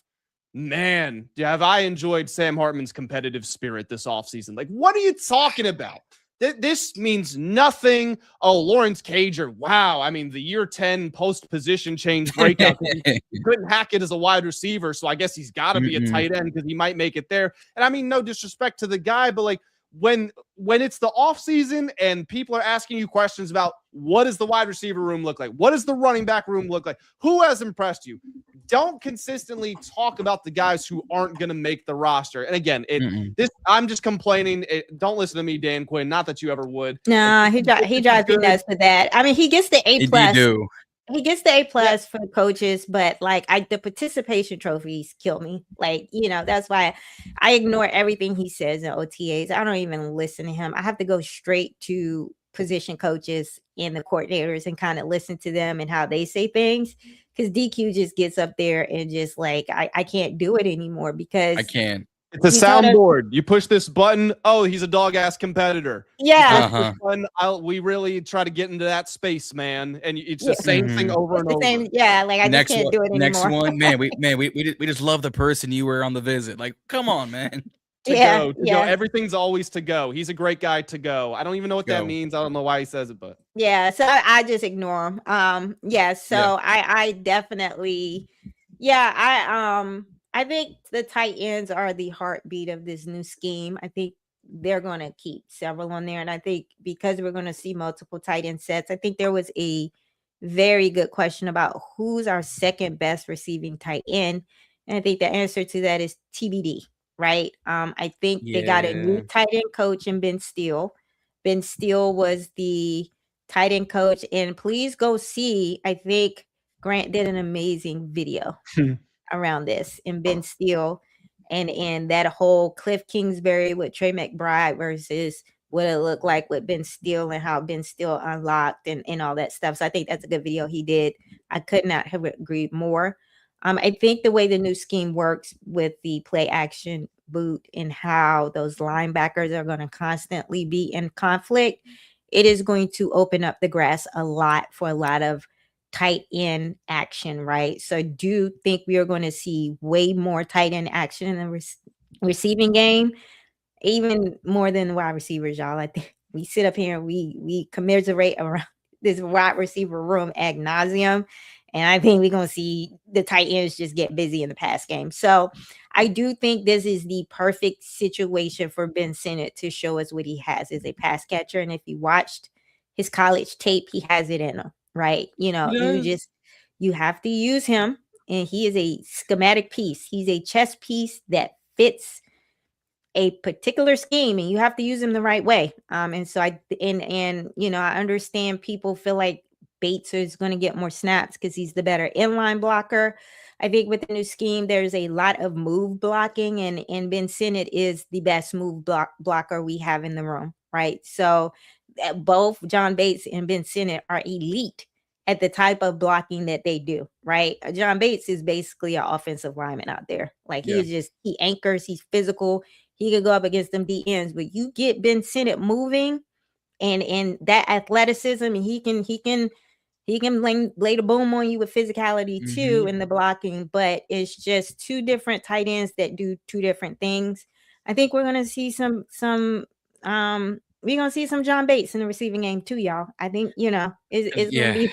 Yeah, so I just think this scheme is really for the tight ends to really pop this year. So I think that's going to be a surprise room.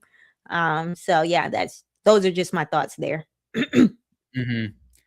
I'm with you. Mr. Loompa Loompa is saying felt like Cliff didn't like Ben. I'm genuinely curious, draft day, if this was because Sinnott felt like an AP draft pick more than a Cliff draft pick. I think it was AP's pick from his days with San Francisco, and I think it reached on him. This is just me being a conspiracy theorist, or he knew the 49ers was going to pick Ben Sinnott. They've been watching him, and he was scouting him for the 49ers. I think he reached on him because he knew if he was sitting there, kept falling, maybe, and he kept falling, maybe the 49ers was going to take him, because we're talking about a Ben Sinnott over there with a Kyle Juszczyk and a Kittles in that offense. Getting used. So yeah. So I think that's why he reached, honestly. But I don't talk to AP. I don't know. That's just me being a conspiracy theorist about why he reached on that pick. Because I can't. I was also like, why would you take this guy in the second round? Like, I'm asking that question.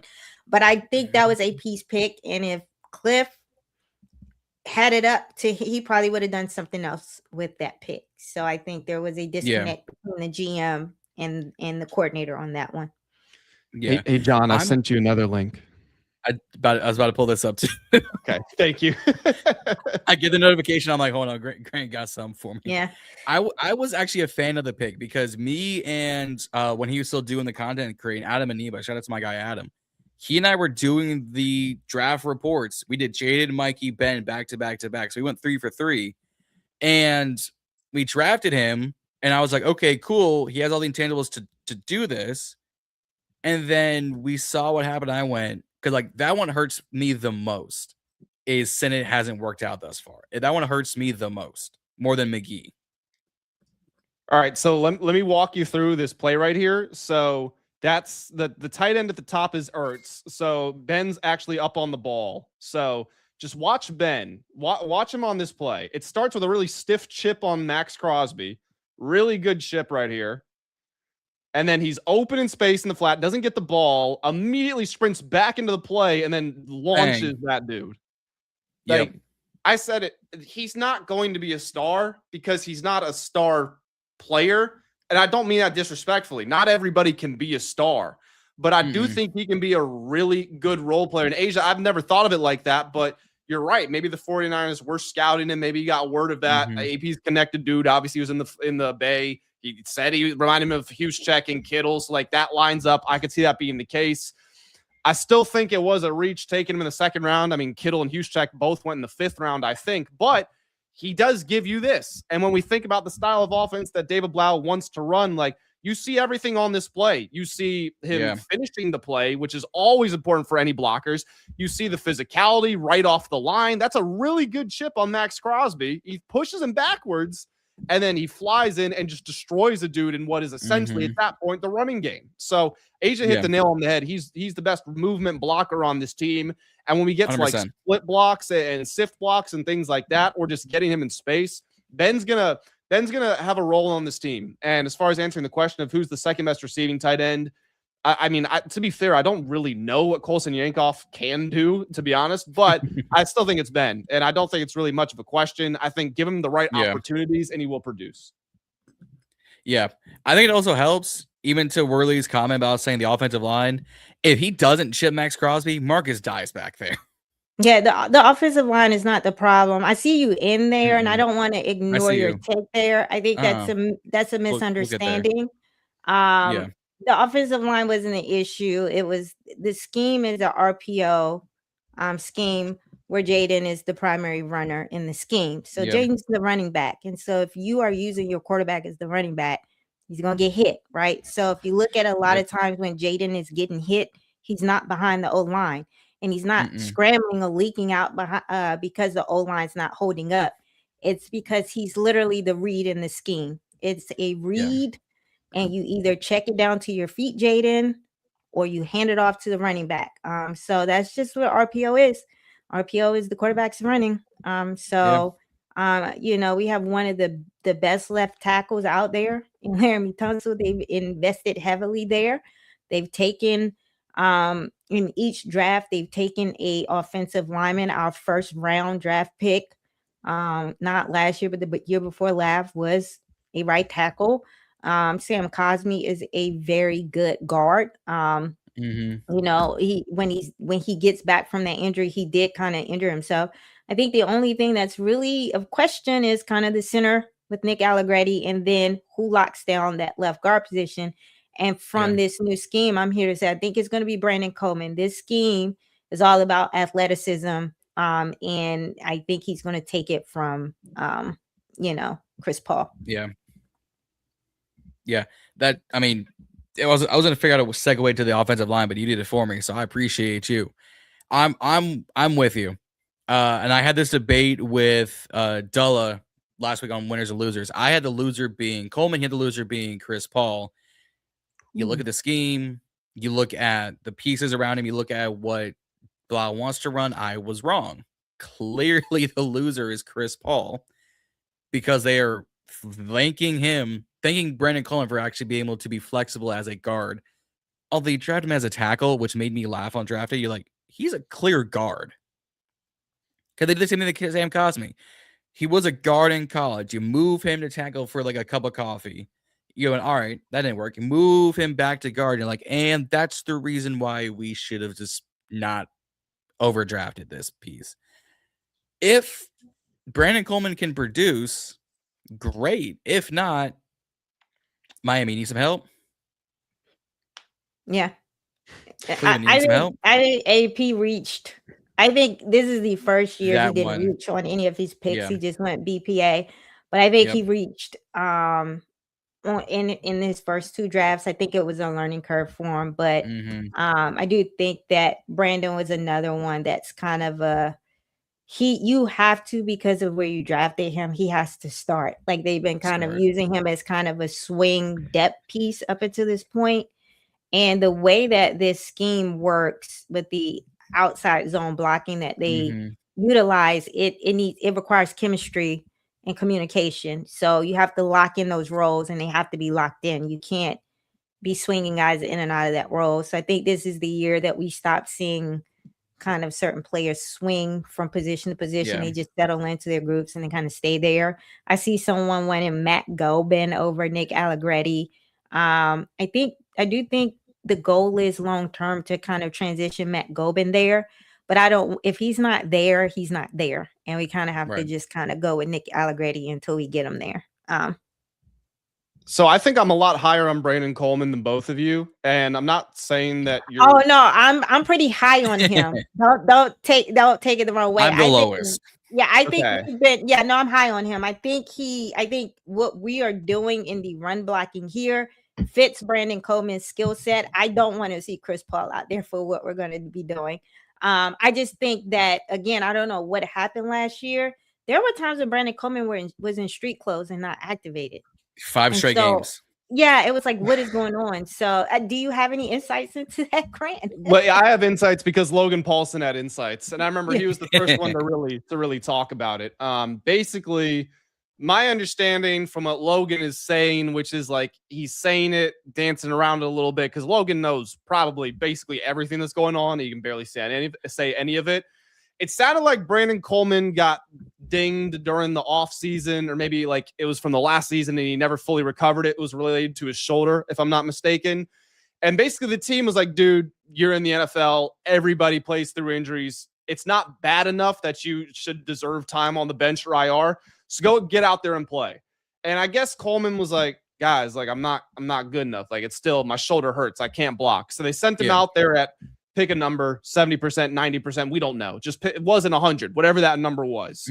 And he did not play well. And there was a certain level of, number one, he needed to get healthy. Number two, he had no confidence. Number three, he was also kind of pissed off. And again, this is from what several people have said. I had David Harrison from Locked On Commanders on the channel a couple of weeks ago. And he said that he had noticed just from like talking to Brandon, not about the game at all, just being in the locker room and being around these guys. He said he had noticed that Brandon's spirit had kind of fallen a little bit, which I could understand. I mean, even just forgetting the fact that Brandon's a young dude, like anybody, think about it. They went into the offseason, they said, Brandon, you're the left tackle. And then they traded for Laramie Tunsil. And they said, Brandon, you're the right tackle. And they drafted Josh Connolly. And they said, Brandon, you're the left guard. And he was looking at like, guys, how important am I to you actually? Like, seriously, I'm still young. I'm still trying to figure it out. You drafted me, which tells me you value me. But then all this happens. Like, do you really care about me at all? And I think parlaying that with the fact that they wanted him to play while he was banged up and he didn't think he should play, I think that destroyed his confidence or like just some of the connection with the team a little bit. But then David said that David Harrison said around like maybe week 12 or week 13, something like that. He said they were having a conversation in the locker room about Jordans. And for whatever reason, like Coleman he was more perked up than he had been at any point in the season. It was at that time where I really felt like he got his joy back and he started being comfortable with this situation. And he said that basically it seems like Coleman's really gone into this offseason, like forget everything. I'm a left guard now, and I'm taking that left guard spot. So for all of those reasons, I'm confident in him. He has obviously all of the talent in the world to do a good job. He may not be a Pro Bowler, but to be a good player. And then as far as why he was drafted in the 3rd round, going back to that, I pulled up his draft evaluation just because I was curious. I'm on NFL.com looking at what Lance's Earline said. I think Lance is the best at this stuff. He projected him to go in round 3. He's 6'4.5" with basically 35-inch arms, smoked the combine. So, like, I mean, that was probably the right spot for him, 3rd round pick. It just didn't start well. He allowed 9 or 10 sacks. But last season, when he got to fill in for Laramie Tunsil, and even before then when he was benched, but he was a jumbo lineman, he played really well. And I get that that's not playing left guard, which is what he has to do at the end of the day. But I do feel confident in him. And I made an O-line video the other day. And basically there was, I think it was Daniel Jeremiah put out a check sheet. And it was like, to win a Super Bowl, you need to have this. And it was a franchise quarterback, 3 playmakers, 3 offensive linemen, whatever it was. And I said, I think the 3 offensive linemen for the Commanders are Josh Connolly, Sam Cosmi, and Laramie Tunsil. But I also think Coleman's a 4th guy. I do think Coleman will be good this season, and we can move on from these conversations by the end of the year. Yeah. I like what Dave said. The O line was far from elite. I would agree with that. I think the O line has been consistently a work in progress over several drafts and free agencies. I think we have to go back to the beginning where they had to really come in here and kind of rebuild this whole roster, rebuild this whole thing.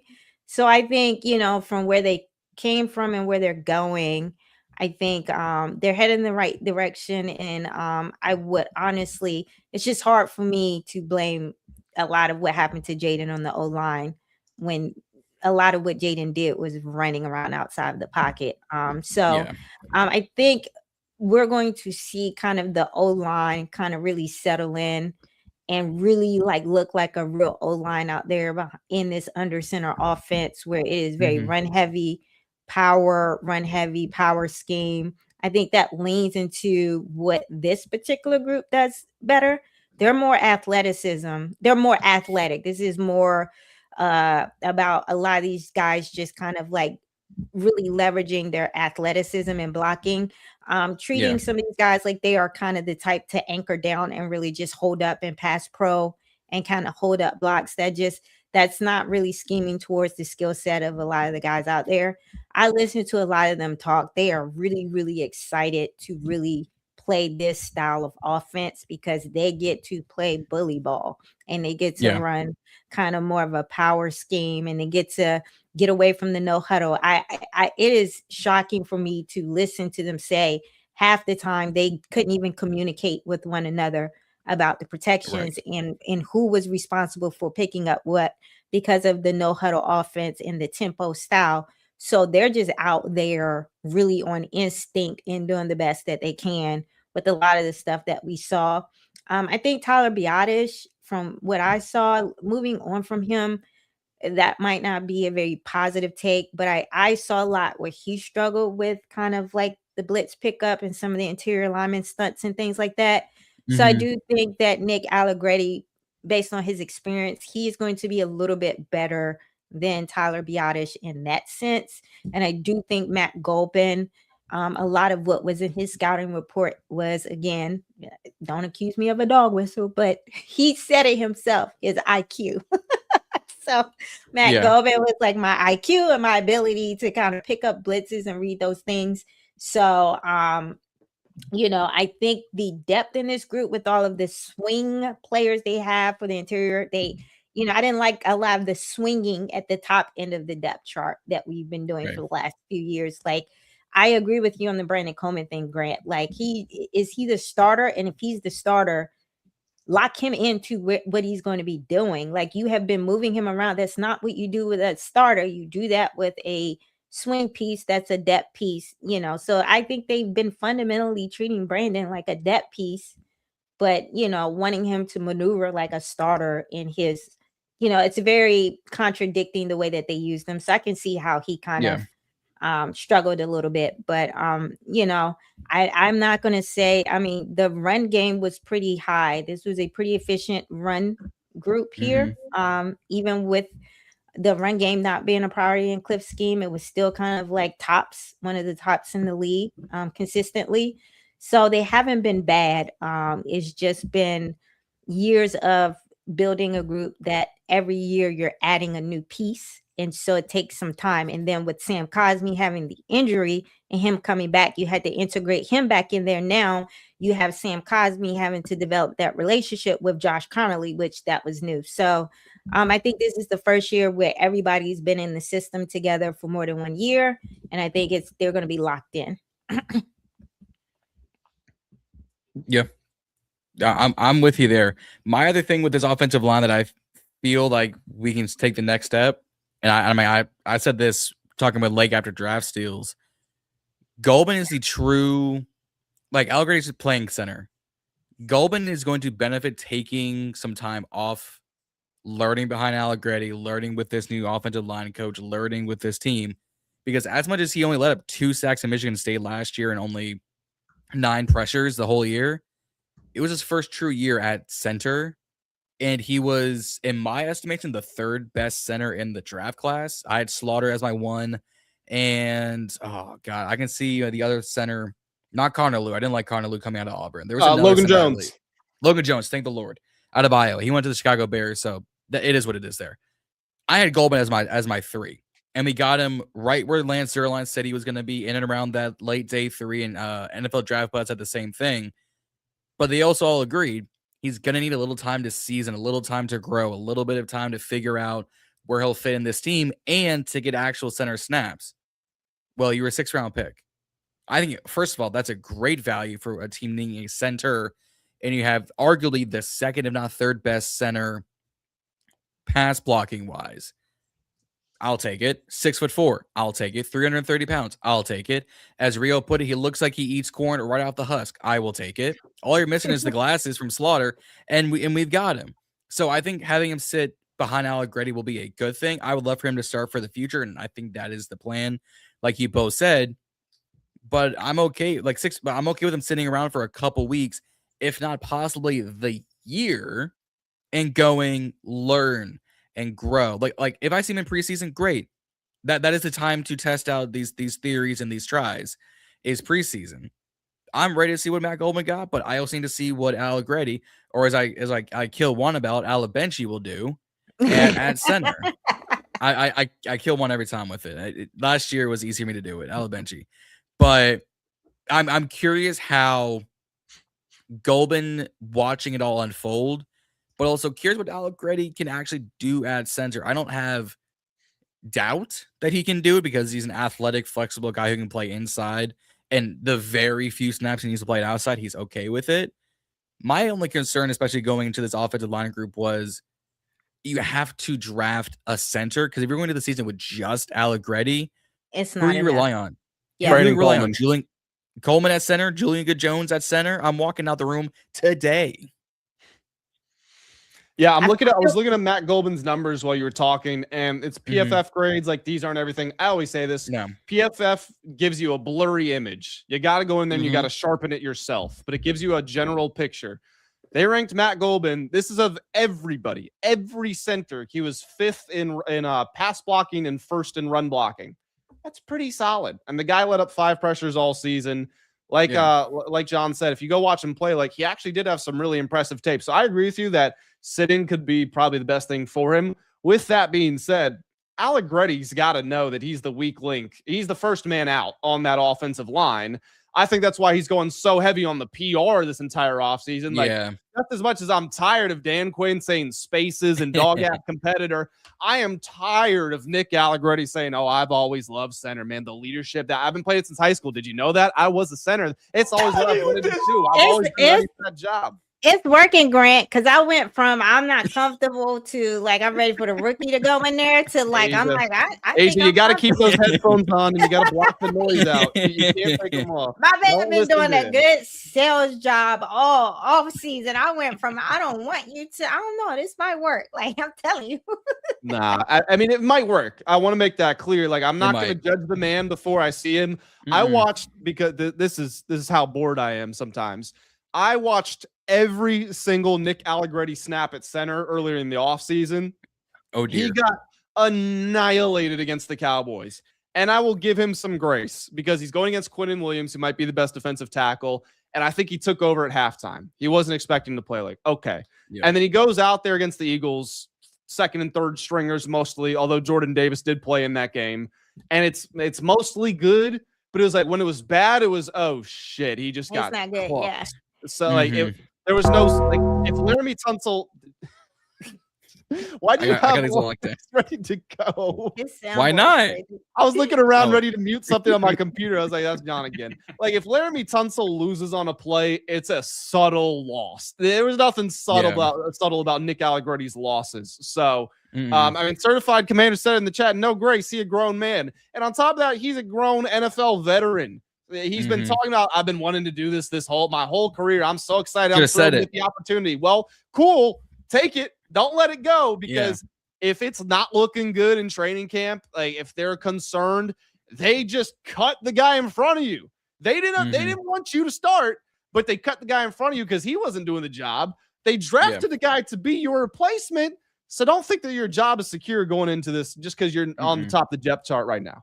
Yeah, No. in my mind, I have Matt Golbin taking that job like mid-season and them gradually integrating him and kind of starting with Allegretti so the rookie can kind of like ramp up and get comfortable with the install because this is like under center pro style, just like really not trying to throw too much on his plate while the quarterback is also acclimating to a new.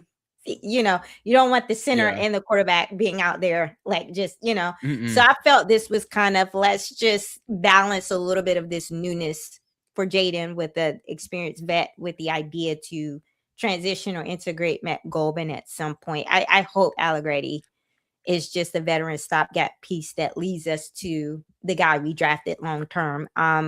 The history has shown us that they play the offensive lineman they draft. So I think I Yeah. still see him as the plan. Yeah, I mean, to that point, we were all kind of shocked when Biotish got released of like, this is a left field release. But I really feel like I wonder if I don't want to say regretting it because he got 3 for 30 over at the Chargers and they moved Jake Slaughter to guard, which blows my mind.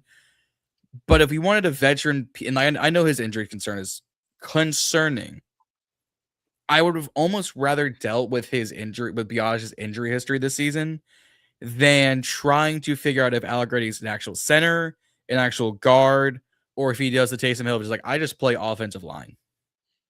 I don't think they regret it. I think they seem to be like, It seems like they enjoy it.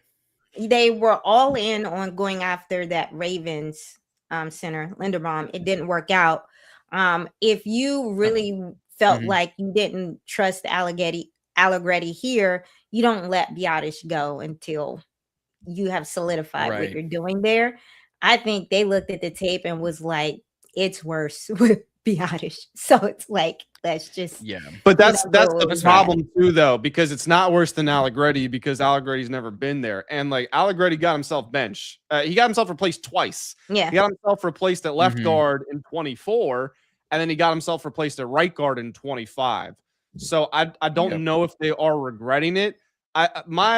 My conclusion on it was they looked at the tape and they said, we think Allegretti can play this well at the very least. He might not be any better, but we don't think he's worse and he's cheaper. So but that's not a very comforting approach to it. And they tried to upgrade, but the Raiders gave Linderbaum 1.5 times. That overpay was crazy. Highest paid center in NFL history. They had no choice there. So, but I mean, Brandon Coleman has been working out at center. That's something DQ said very subtly. He was talking about the centers and the competition there, and he said those 3 guys, they're working on it. Who's the third guy? I want them to leave Brandon Coleman alone and just let him play guard. Y'all have that young man has been swinging all over the offensive line. Just let him. Just come on now. Just come on, DQ. Just stop treating him like a depth piece if you want him to start. It is the most conflicting thing. I don't get that. I'm sorry. Every Grant's gonna kill me for this one. Every time Brandon Coleman keeps moving around, I feel like there's at least 4 people that tell it's Brandon Coleman. Fight back, nigga! Fight back, nigga! Fight back! Fight back! It's like the way they do him is terrible. I would not feel like I'm like, what are we doing? You guys don't really want me because you keep giving everyone else job and making me play backup role in every role. Like it's the backup of the backup. Yeah, it's this stupidest thing. So I want them to leave him alone. Just and just go with Golbin. Like go with Golbin.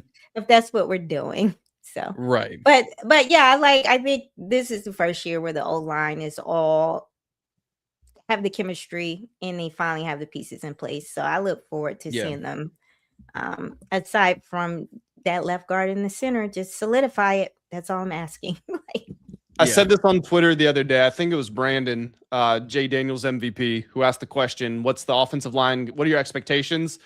I said I'm expecting them to be about the 7th best offensive line because I think Josh Connolly's going to be really good. I think people are out of their minds for saying, well, he's not strong enough to play in the NFL. If you read the evaluation, literally everybody in the world said he needs to get stronger. And lo and behold, the guy who works very hard, has talent, shows up looking like a new man because he worked out Laramie Tunsil.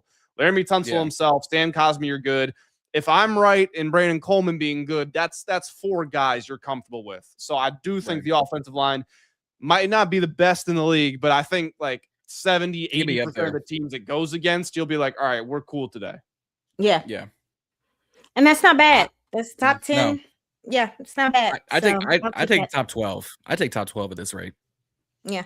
I think they were probably have top 12 last year. I'd put them around 12, but like, yeah, I don't think they've ever been bottoms of the league, like ever. From whenever I see them discuss it, maybe the first year, but that second year they were in the middle of the pack with, Yeah. So and they were made to look worse than they were just because, I mean, there's nobody to throw to. They couldn't run. Jayden got injured, but the offensive line really was not letting the team down. yeah, No. It was other areas. They're not meant to hold up that long. No. Like they should. The ball, like Jayden can't get the ball out fast enough because there's no receivers to throw the ball to, and then that means they have to hold. They're not supposed to be up there holding up for like 5, 6 For seconds. 8 seconds. Yeah. You got to get the ball out. Mm-hmm. Yeah. No, it's like, all right, 1, 2, 3, 4. Throw the 5s. Throw the 1, 2, 3, 4. Where is Chris Moore? Yeah. Oh no. And then when you throw it to a receiver, they drop it. Like the amount of drops, Jayden. 5, 6, 7, 8. We hate them all at this rate. Yeah. Just goodness gracious. It was a mess. It was a mess. Wasn't the offensive line's fault. But I mean, I didn't realize we'd be here for 2 hours. I forgot it was 9 o'clock already. Well, that's what happens when you get Grant and I together. Talking ball. We can yap. Hey, I'm with it. Yeah. I was ready for this. I ready and whatnot, but the comments held us down. Y'all held us down. This was absolute fun. This was a blast to do this. Yeah, shout out to everyone in the live chat, for real. Thank you all so much for tuning in here. Make sure you check out all of our channels if you don't know us already. And thank you, because like John said, it's 9 o'clock at night here on the East Coast, and you're hanging out with us. So thank you for being here. Yeah, right? Thanks again. I think this is like your second live stream that like marathon. You cooked over there with Rico. You did your live stream too, Grant. I enjoyed that. So I felt so bad for him too, because so normally, how do I put this? Normally I try to tell people like, we're going to talk. This is the goal. We're going to shoot for this. Normally when I'm on with other people, they say the same thing to me. I didn't say anything to Rico, and I looked up and we were hour 35. I went, oh my God, I hope he had no plans. I hope he wasn't, has some food waiting for him downstairs. Right. So we closed off. He said, bro, I wasn't doing anything. I said, okay, thank goodness. But yeah, I felt so bad. His wife at the door, like, are you going to come out already? Yeah. No, it was a good one. I was definitely tapped in, but thanks for having me. I really enjoyed this, Grant. I really watch everything you post. Like you really give it up with the details and a lot of your research and your analysis and how you take analytics and marry it with film study and a lot of stuff you do. So I was happy to do this in the deep dive, the offense. So thanks for having me. And thanks for all of my supporters that came by to do live stream. This is something new that I'm introducing to my channel. You guys always show up for me. And thanks for the super chats for those who stopped in super chats. Always appreciative. Yeah, if I can say my little piece too here. John, I always say, is the funniest guy we have in the community. So everybody here, if you aren't watching John, please do. Like, even if you're not a Commanders fan, like shout out to D-Cuz, because he's a Cowboys fan. He's been in here holding it down. Time. Yeah. Cowboys. So shout out to you for being in here. Yeah, like I was like, look at you. He's hilarious. Yeah. And then Asia, I mean, I'm not a Commanders community historian. Like, I'm not the guy to ask about that. But I don't know if there's been a person who's grown as quickly as you have. So shout out to you for everything that you're doing over there as well. I mean, you're talking about my analysis. You rightfully have analysis in the name right there. And I always see your comments. Your people show up for you. I see it in the comments. So just good job to you. Kudos to everything you're doing. And hopefully there's a lot more to come for you. Yeah. Thank you. I appreciate it.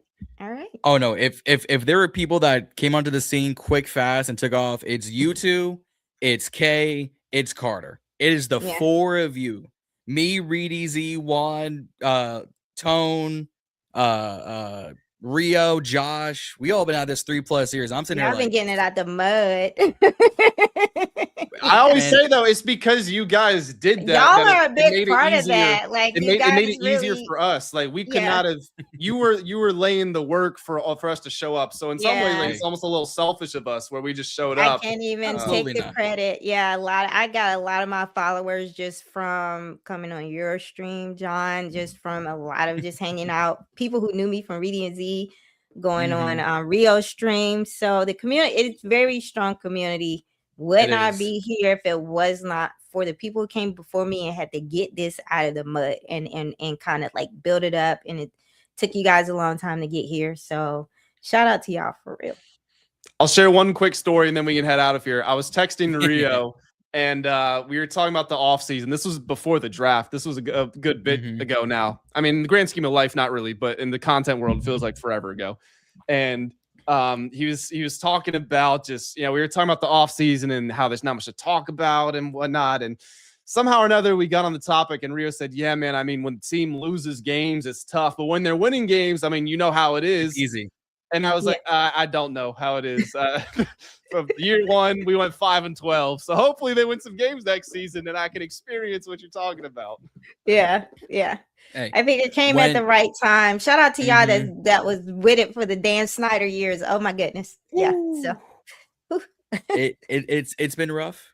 I'm trying to think. Episode 1 for us, God, because that was my dormitory days too. Let's see, 3 years ago. I think game 1 or episode 1 predictions for BIB. I want to say, it was the Commanders Colts game where Terry Moss, Stephon Gilmore.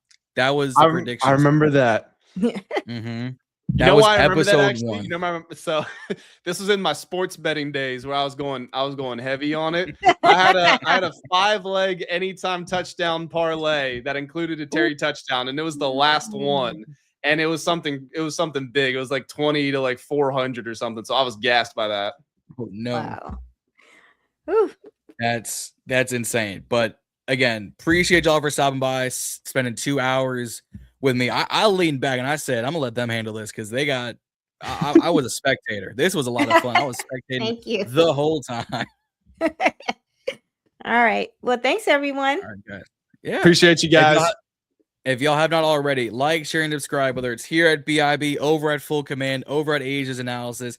Hit the like, share, and subscribe button. It gets all of us into the algorithm, all of our videos into the YouTube space. If you're sharing it, share it with your non-football friends, share it with your football friends, subscribe, do the whole 9, because all those little bit helps each and every time you hit that like button, that subscribe button. It helps all of us able to grow our individual channels, all of us be able to afford StreamYard, and all of us be able to do these content live streams because StreamYard is so expensive. Yeah, that's you guys have no clue. My account has been hitting zeros for a year because I can afford this StreamYard. I can't afford any more autographs. I'm broke. Yeah, John. Nobody knows. John he came on when we were backstage. He came on with his shirt off. He can't afford his AC bill. It's hot in the summer. Like, help us out, man. This is all green. This is a green screen virtual background. I can't even touch any of this. It was a bad time. It was a bad time. But no, appreciate everyone stopping by in the chat, whether you're here on YouTube or if you're watching on the Full Command Twitter show. Appreciate y'all for stopping by. Again, hit that subscribe button on the way out. Hit the like button on the way out. Whether it's on the Burgundy Breakdown, the Ballin and Burgundy podcast, Full Command, Asia's Analysis, or wherever y'all see our content, we appreciate y'all absolutely so much. We will see y'all next time, whether it's here on all of our individual shows. But that being said, raise hail. Don't forget to stay ballin'. We will see y'all out there. We are out.